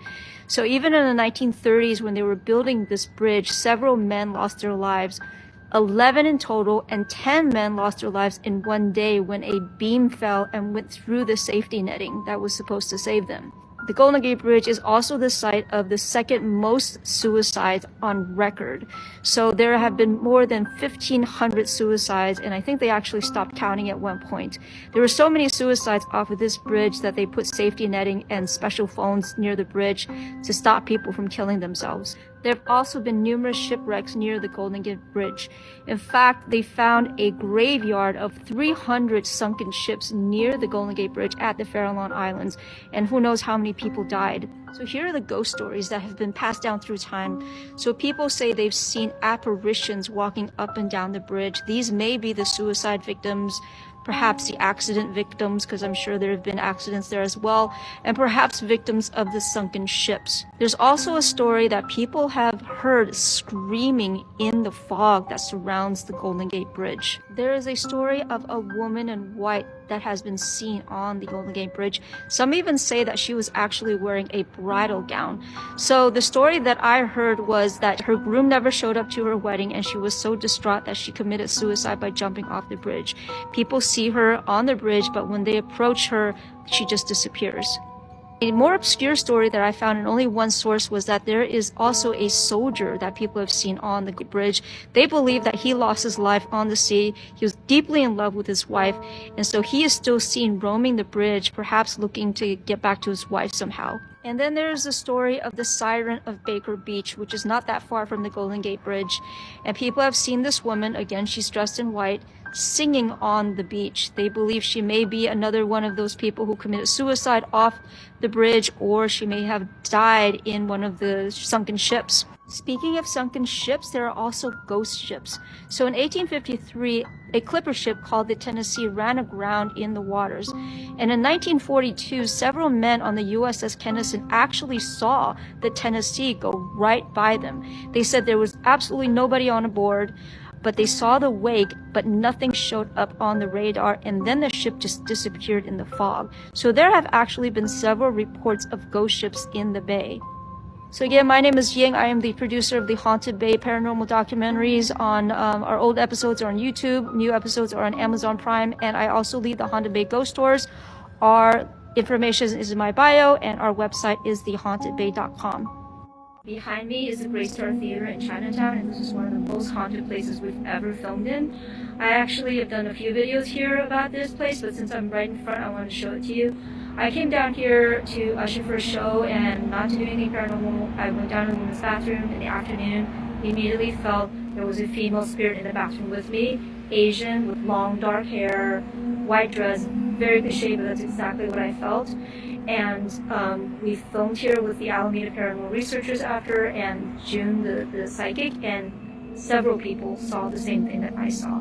I had a feeling that she had been trafficked a long time ago and driven insane, and in fact I found out through this theater that there used to be a lot of trafficking of women in Chinatown, and horrible things happened. And the psychic actually picked up on several ghosts in this theater, you know, like the gangster boss, former performers are here. It's one of the most haunted places I've ever been to, and I've taken guests here and people have felt pushed, people have seen apparitions, some people felt like something followed them home. Sometimes nothing happens, to be honest, so you know, I can't guarantee that anything happens, but I just finished a tour here, and I was actually spooked. I haven't been here for a long time, and I hope nothing follows me home, because we filmed here in 2016, and she's been to my place, the ghost has been to my place, she's visited my friends, and it's been going on for several years. And I also found out that back in the day when the prostitutes, the forced sex slaves, were too broken up, too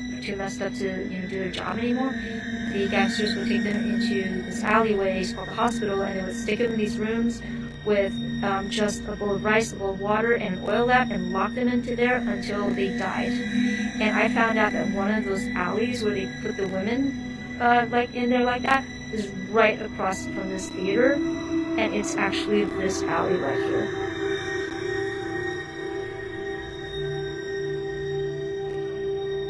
That is one of the most horrifying ways to die that I can imagine, being locked in a room to starve to death.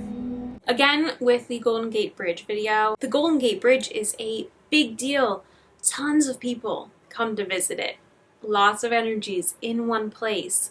Lots of energies from lots of different places. And then we also have the history of people dying while building it, and the history and also current reality of people taking their lives from the Golden Gate Bridge. It's just a breeding ground for activity. Our next TikTok's by the user, Donnie Donovan. I was just sitting outside and I got reminded of this wild story that happened to me at the Cecil Hotel. So if you don't know what the Cecil Hotel is, it's like very famous in LA for being haunted and spooky.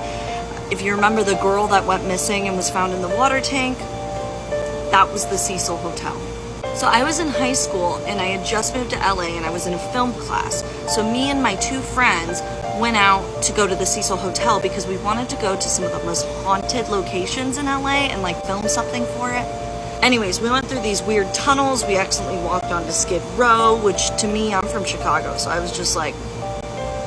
Anywho, we get there and then we realize that the hotel is actually closed. And the hotel's closed, but we're still trying to figure out a way to get inside. And we can see that people still live there. Like, it's still a working apartment building, it's just not a hotel. So we're watching people walk in and out every once in a while, and finally an older gentleman walks in and we just like tail it in behind him. It was like we crossed over a vortex. I can't even describe to you the way that this happened properly. Basically, we walk in behind this man, there's two sets of doors, the first door is the second doors, and he walks through the second doors before we walk through the second doors, and then we walk through the second doors, and we're in a giant lobby, and the man is not there. So I don't... That isn't even the weirdest part of the story. The man that we walked in behind is just gone at that point. It's like the span of like 15 seconds. Then we are like trying to look around and all of the lights are off in the lobby.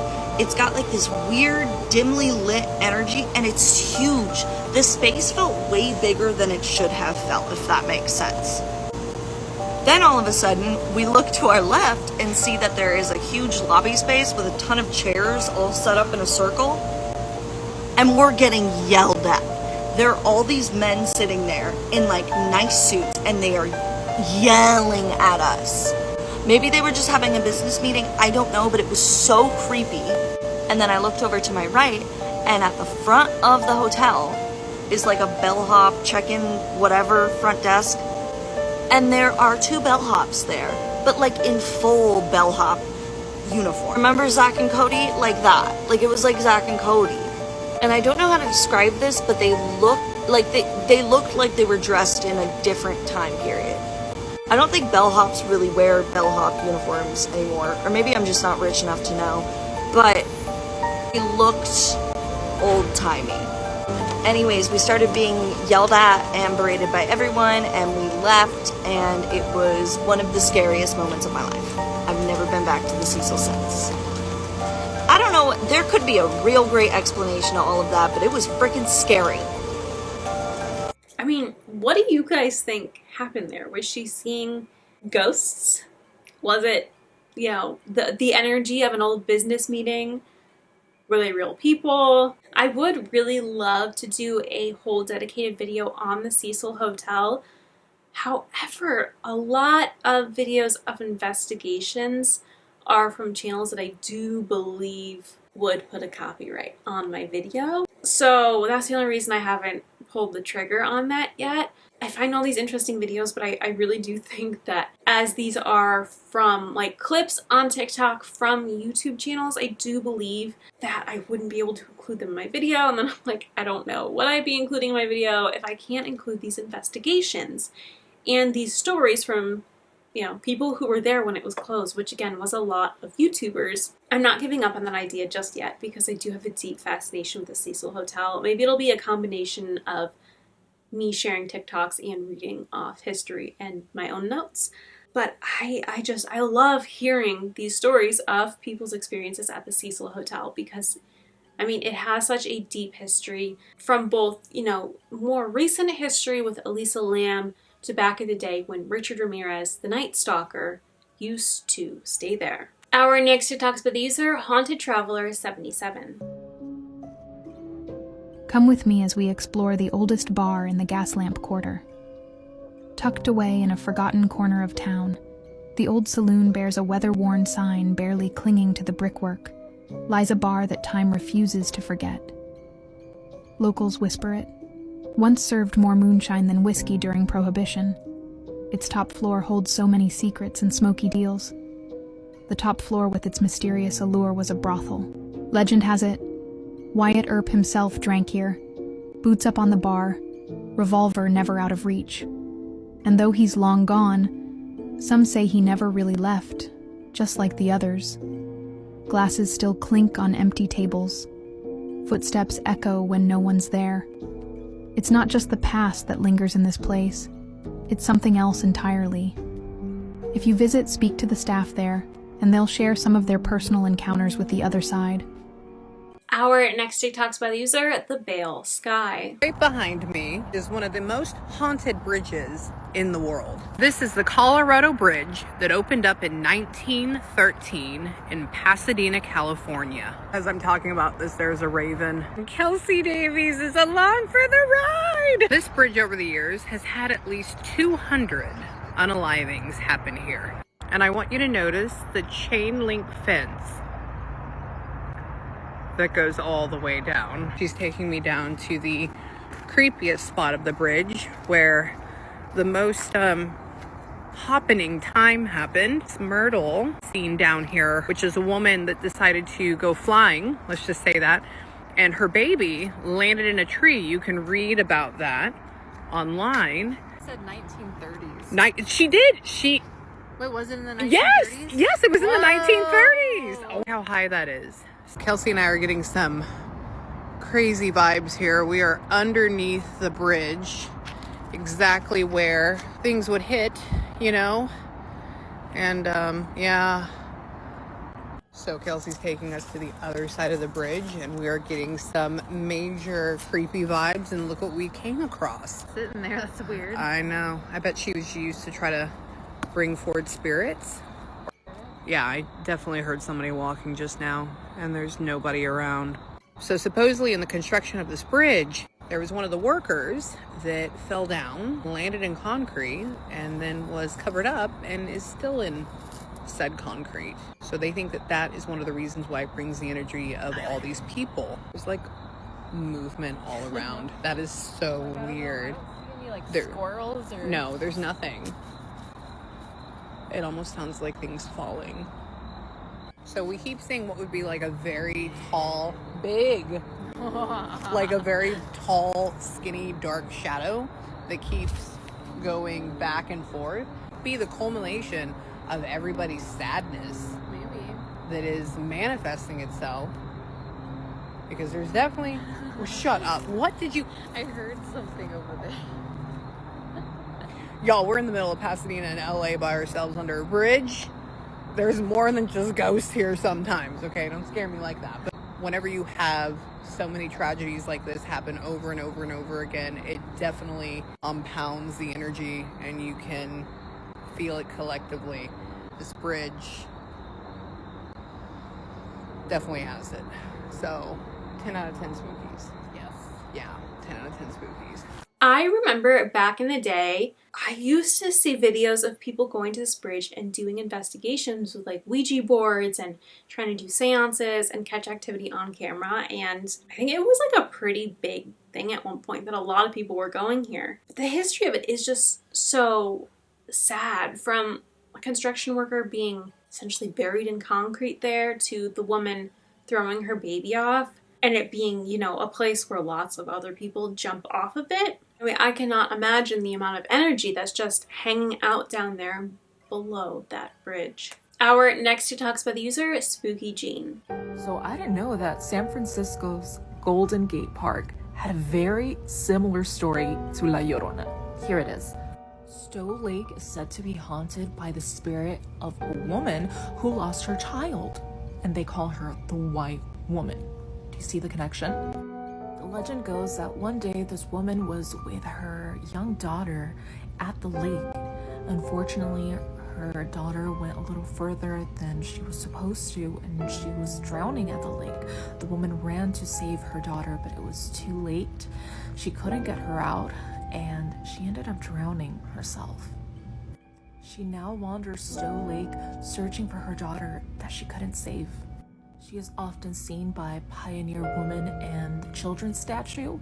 A lot of people just see her crying and weeping, desperately searching for her daughter. And also, what a horrific death that she had.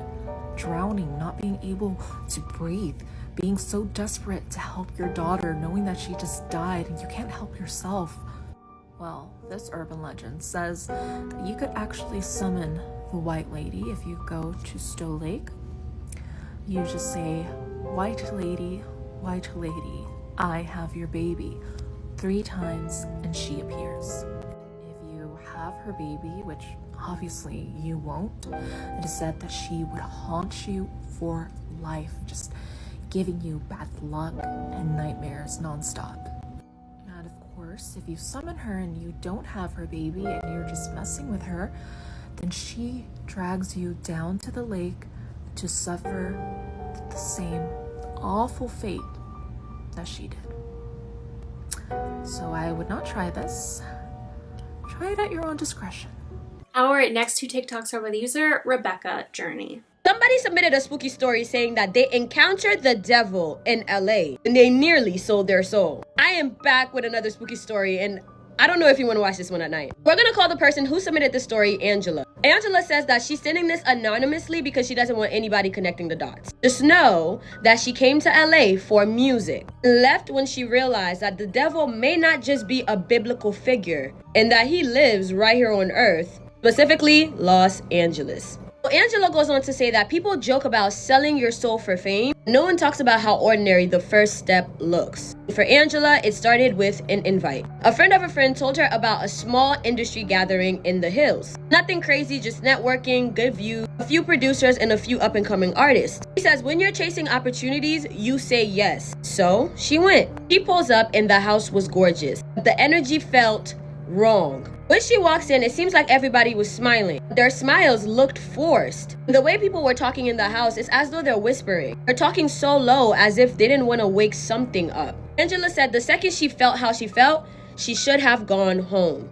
And then she says someone important, she's not gonna name who, recognized her from a clip she posted and called her voice rare. They got into this conversation, they're talking back and forth. Now this is someone that Angela admired. They get a drink, they're talking. Next thing Angela knows, she's being led downstairs to a private room. The person that she was talking to told her that there was a studio downstairs. He asked her if she wanted to check it out. She was like, sure. When they got downstairs, that's when everything changed. The room wasn't a studio. It was more like a lounge. She said there was red lamps, velvet seats, and one big mirror that covered the entire wall. 2 men and a woman was already inside of that room. They all looked like normal people. However, it seems like these people have been waiting for Angela. So they get in the room, they ask her to sit, and they ask Angela a few questions. First question was what she wanted from music. Angela said the usual: success, stability, impact, tours. Now, Angela said that the way that these people were listening is as though they've heard this exact story like 1,000 times before. After Angela gets done, the woman leans in and says, we can give you all of that, but nothing in this city belongs to you for free. Angela says whole time she's laughing because she thinks the lady is being metaphorical. Spoiler alert, she wasn't. She opens a small leather case, slides it across the table, and inside was a sheet of paper. Not a contract, not a deal memo, something else. Old. Too old. The writing itself wasn't even in English. The paper itself had a weird smell radiating off of it. It smelled of incense and ash. She looks at the paper and told them that she didn't understand it. And now one of the men smiles and says, you don't have to understand. You just have to sign and the city will take care of the rest. Angela, at first she froze. Then she gets annoyed. Thought this was some weird hazing ritual. She said she wasn't signing anything without reading it first. And y'all, the woman tilted her head and said, you already read it. You read it the moment you walked in this room. It's been waiting for you since you got off the plane. Angela gets distracted because she could have sworn she saw something flicker in the mirror. When she looks up, it wasn't a glitch. She caught a reflection that wasn't in the room. She saw from the mirror that it was a very tall figure standing way too close, watching her. When she looks around her, she sees nothing. At that point, Angela stood up immediately. Temperature drops like it's suddenly freezing cold in this room. Her throat starts to tighten up as if someone was choking her. Man says, if you walk away, you will never know success. Because we're giving you the success right here. Angela says she pushes them back and ran up the stairs. The party upstairs was still happening like normal, like nothing just happened downstairs. When she steps outside, the whole house went quiet behind her. She says she gets home and she says that night and forward, she had the worst nightmare of being trapped in hell. Her life started going downhill. You will never believe how this story ends. I honestly can't believe it. If you want to hear how Angela's story ends, this is already 4 minutes long, so leave a comment for part 2. Make sure you hit the plus button for more spooky content. This is the woman who believes that the devil lives in Los Angeles and she almost sold her soul. Part 2. So after leaving the house, she said, just know this part 2, leaving the house wasn't the end of it. Something definitely followed her. For the next 3-4 nights, she didn't sleep. Every time she closed her eyes, she felt the same pressure on her throat from the basement. And it wasn't like it was full on choking her, it was just uncomfortable, a reminder almost. She said the mirror in her room kept fogging over even though the air was cold. She said once she wiped it, she swore she saw writing under the condensation. Something curved like the same shape as the symbols on that old paper. She said after that day, she stopped checking the mirrors, whatever, let them fall. She said after that night, the worst part is that her voice stopped working. She would open her mouth and try to sing and nothing would come out, not even a whisper. She went to urgent care, ENT, even a vocal coach, and all of them told her that there was nothing wrong with her physically. So she started self-isolating. Her friends thought she was depressed and her mom thought she was overwhelmed. She would wake up to random tapping in the house. She doesn't really know if it's coming from the window, the walls, or the mirror. After the 4th night, Angela was tired mentally, physically, and spiritually. She remembers staring at her ceiling thinking, maybe this is just how LA works for some people. And then she said something happens after that she still cannot fully explain. She woke up out of nowhere at like 4 a.m. It was pitch black, dead silent, and y'all, there was someone sitting at the foot of her bed. She says not a shadow, not sleep paralysis, a figure, very tall, and it's just sitting there still, just watching Angela. She says she noticed that the room wasn't actually cold in this moment. It was hot, like humid breath was like hitting her face. She said her voice still wouldn't work, but in her head, she's still hearing the voice of the woman from the house telling her, you've already been chosen. She said the figure leaned forward, and I swear to God, right before it reached for Angela, her phone buzzed, saved by the bell, because one single notification broke the whole thing apart. And she says the weirdest part of this all that she still cannot explain. The text was from a number that she didn't recognize. And the text said, don't engage, leave immediately. She blinked and the figure was gone, nowhere to be found. She said for once, her room felt normal again and she could breathe. Angela said she packed her stuff within the hour. She didn't shower, didn't look in the mirror. She got in her car and just drove. Angela said she didn't even have a real destination. She just felt like she needed to get out of the city because whatever figure that was, she figured that it couldn't follow her across state lines. She said she wound up stopping at a small Haitian botanica just outside of LA. And she said she wasn't even looking for this store. It was just on her drive. So she parks, get out of the car. When she walked in, the older woman behind the counter didn't ask for her name, didn't ask what she needed. She looked up to her and said, something is feeding on your voice. Angela didn't cry, she didn't explain, and she didn't question the lady. She said the woman mixed something in a small glass bowl, rum, ashes, something red that she didn't recognize, and she told her to wash her hands with it, then her throat, then her head. And the lady told her that if you signed nothing, it cannot claim you, but it can attach itself. You left the door open and now we close it. Angela says that she noticed that the lady's voice sounded tired. Like she'd seen too many girls come to LA with hope and leave with something missing. She made her repeat a short prayer in Creole. She said her voice cracked on the first line. By the second, a sound finally came out. The lady told her that the tapping on the wall, the figure on her bed, and the contract said those weren't metaphors, they're recruitment. She said certain circles in LA don't ask you to sign a deal. They ask you to offer yourself, your image, your voice, your presence, your dream. And not everyone gets chosen. But the ones who do don't get approached just because they're desperate. They get approached because they're gifted as well. Brightness attracts hunger, she said. Before she left, the lady warned her, don't make music here. Don't record here.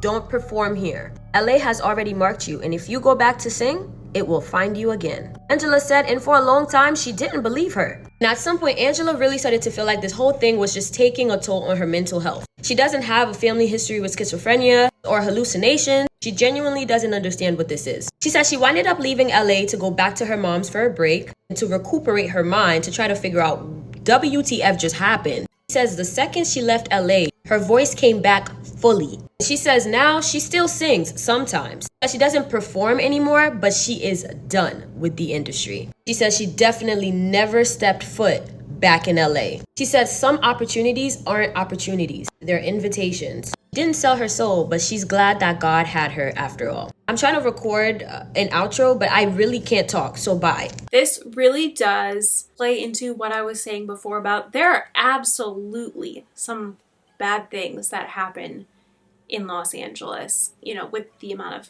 power and money that happens there. And for sure, there are people that are into selling their soul to the devil. I do believe that is a thing. I 100% think it happens. It's possible. People do it. I think that is another reason why there's just so much energy in LA, because there are people that have done that and they're just walking down the street. But that's definitely not the norm. Thankfully, I never came across anything like that, but I'm sure it happens. Again, crazy things happen in a place where there are so many people with so many hopes and dreams and so much power and money. So I definitely do not doubt that this happened, and it is horrifying to hear. But it's just, yeah, I mean, it's such an interesting place. It truly is. Our next TikTok spit user, Horror Hail. I love old Hollywood and I love ghost stories, so I was so excited for this Hollywood ghost tour. The tour starts at the historic Roosevelt Hotel, which was once home to actors like Marilyn Monroe and Montgomery Clift. The tour guide was so knowledgeable and passionate about old Hollywood, I loved hearing all of the stories. But my favorite part of the tour was definitely getting to ghost hunt for myself. Everyone was provided with EMF readers, and we learned how to use other ghost hunting tools like dowsing rods and talk boxes. Whether you're a visitor from out of town or an LA local, this tour has so much to offer. The Haunt also has multiple ghost tours all throughout California, from San Francisco to Solvang, and I am determined to go on all of them. The two that I have been on have been so unique and fun that I seriously cannot wait to go on my next one. I really wish I would have done a tour like this or something. Honestly, sometimes I see these videos and I'm like, I really did not take advantage of living in LA to my fullest. I really should have done some of the touristy stuff, but I never did. Our next TikTok's by the user, Nilam Tour. Scam. What do you swear you saw but you don't have proof of it? Huh? I had to go to LA for work. It was a convention and I literally was there for one night. So I flew in the morning and I left the very next day around noonish. I get to the hotel, and the minute I entered the hotel, I felt like I was in a time warp of some kind. Because it was a convention that had all the hotels in downtown LA were more or less had sold out. So there was a lot of people in the lobby area. But I remember distinctively that, you know, when you have a congregation of people who are chatty and loud and stuff, you hear, eventually it turns into a soft kind of like murmur, and it's like just background sound. What I heard was a sound beyond that. So like another layer of sound. And it was sort of like, you know how you have those frequency videos online that you can listen to for focus and things like that? I could hear that. And from what I understand is like those types of sounds are found in celestial bodies or space and things like that. I didn't make much of it because I had to literally drop my bags and then head to the convention center. I do that, go to the convention center, finish work, have dinner, come back, and was relaxing. The bed wasn't super huge, but it took 3/4 of the room up. It was not a huge room. There was an armchair. I remember that distinctively. I also remember the armchair was like placed in a way that I couldn't get access to even view the alleyway for some reason. Like I really had to lean over to be able to look at what was there through the window. So I didn't bother because I'm not that curious. It's LA too. And I had 2 lampshades by either sides of my bed. And for some reason, I might have been just a little exhausted. And so I just closed my eyes and, you know, you just like go into a slumber of sorts, but you're not sleeping. But the next thing I realize is that I'm being woken up with a pat right by my foot. I knew it was like, it wasn't exactly a tug. It wasn't like someone was trying to pull the comforter off, but it was almost like something was trying to get my attention. When I opened my eyes and the lights were still on because I hadn't slept, I just somehow drifted off. And when I opened my eyes, I saw nothing. There was also a mirror right in front of me, and I have like a weird thing with mirrors. I will not ever sleep next to them. It's okay if it's, you know, in front of me, but it has to be at a different elevation. So anyway, and it was also gilded. It was like ornate. It was gold. And I didn't check, and I didn't have the courage to check to see if it was real or not, but I bet it was. And when this tugging thing, this patting or tugging, whatever that thing was doing happened, I just looked up and I was like, I looked around and all I could hear was like a hissing sound. Like, you know what you would hear from pipes, like old pipes? That's what I could hear. Like sort of like parcel tongue. Now there's a word for it. So something like that. And I'm brown. We don't investigate. We shut up and stay in one place. But somewhere, something white came over me in that moment.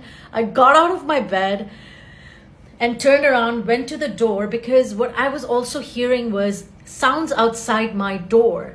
Like someone was whispering, someone was having like really, you know, like like really heated conversation.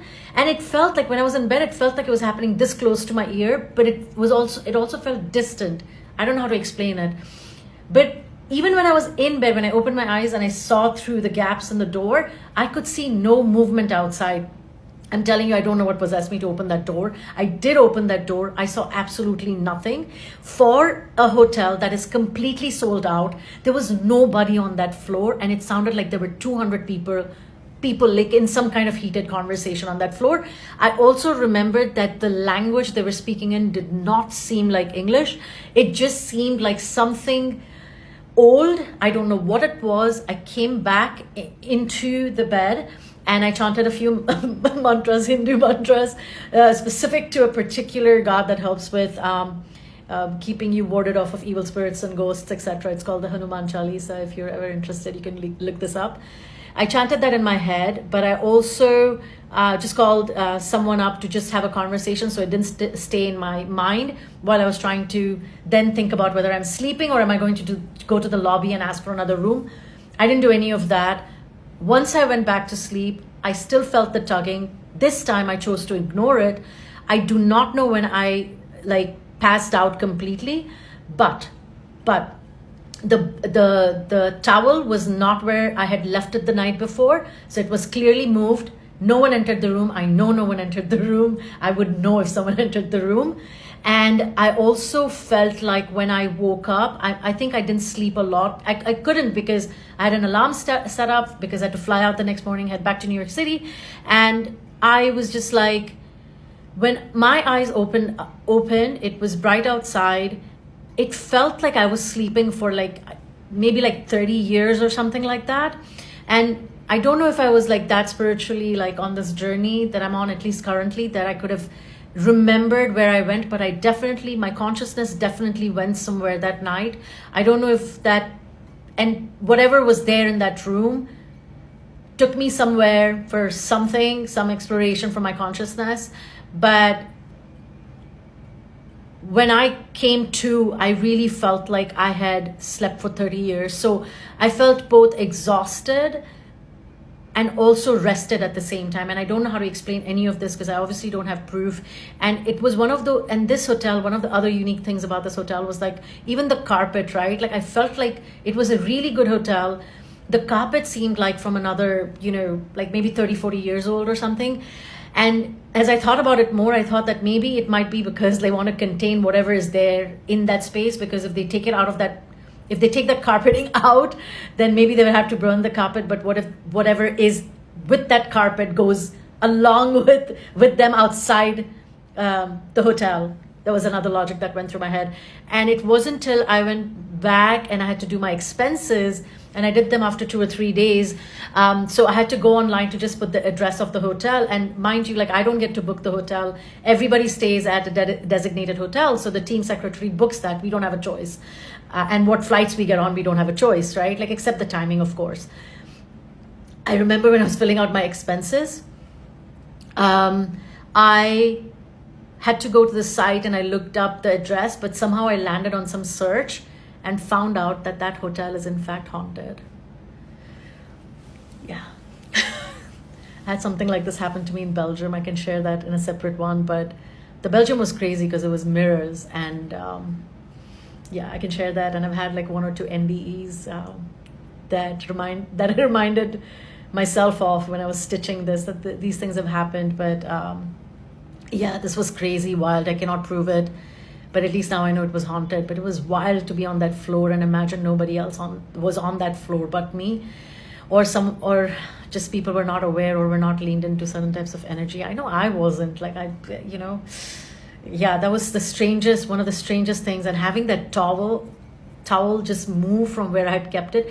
And I normally shower before all my flights. I always have a cup of tea or whatever. This time I woke up, packed whatever I had, and just bolted. And even when I went to the lobby, I heard the same hum that I'd heard the day before. It was still present. And even when I left from my room, there was nobody on my floor. That's the thing I don't understand. If it's a fully booked out hotel, how did I not run into anybody on that floor? Someone has an explanation for it. I know someone on TikTok knows the stuff. I know I was somewhere totally different, and I feel like it was almost as if like I was in like a glass container of some sort where it looked transparent, but I couldn't see what was outside. It literally felt something like that. You know what they describe as the veil or something like to that. Yeah, it was crazy. I can't believe I experienced that in of all the places in LA. I can look up the hotel when I stitch this. I'll share which hotel it was as well. I don't know if it's still around, but this was many years ago. Whew. Our next TikToks by the user Stephanie Strange. Did you know that the Hollywood toy costume shop is haunted? When I go use the restroom, you know there's nobody because you don't know somebody's in the store. You can hear like someone's flushing a women's toilet, someone's in there running water. So you heard that correctly. Literally a mysterious flush when no one was back there in the bathroom area other than him. And he talked about how he keeps seeing the angles of this woman. He'll just see her turning around the corners of the warehouse area. He said he has seen her 3 times. He has worked there 7 years. And other people have felt the apparition or have seen this woman as well. So then he decides to take us in the back where, by the way, I'm a medium. So I was so ecstatic when we both aligned with where we felt the haunted stuff. There were homeless people. They were abandoned in this building. Maybe it was like 4 years ago and the fire took off.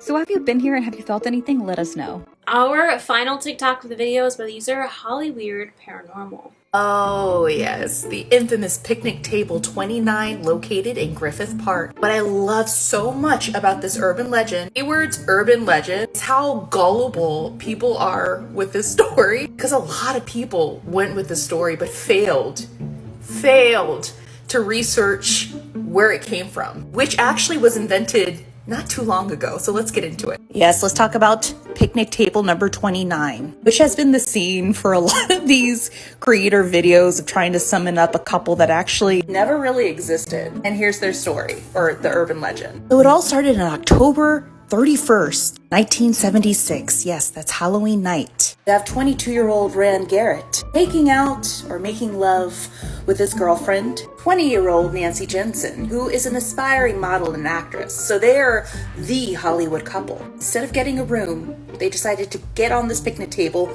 and do the bow chicka bow wow. During their intimacy, they were crushed by this horrific tree, and they instantly died. Ever since then, people have claimed that picnic table 29 is haunted by their spirits. It's not only this picnic table that is haunted, but people believe anyone who tries to remove this tree will suffer the same fate as Rand and Nancy.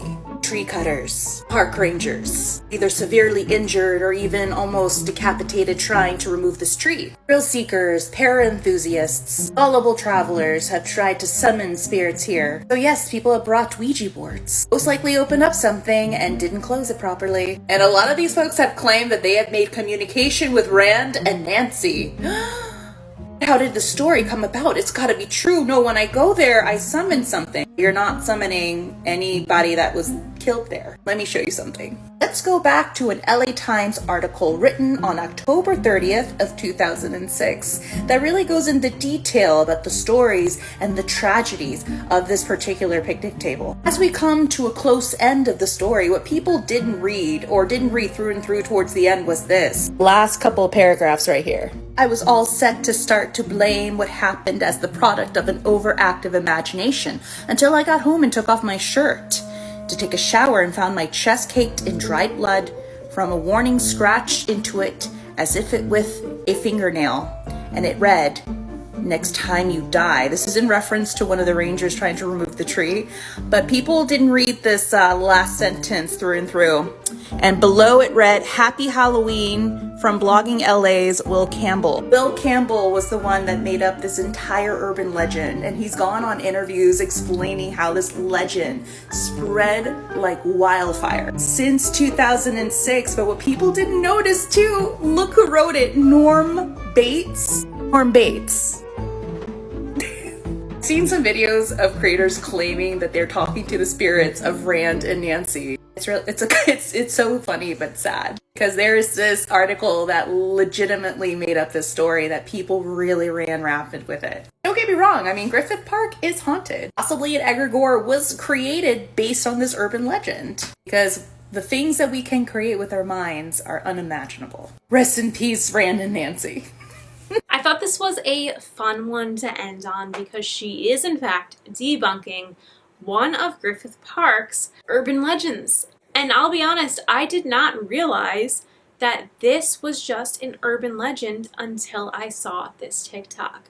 I've heard this story many times. I know of people who have gone there to investigate. I don't recall whether or not they came up with anything, but it's a thing. People know about this. People go there and, you know, try to catch things, try to communicate with things. And I had no idea that this was just completely made up, and people did not read the fine print when they read that article and just ran with it.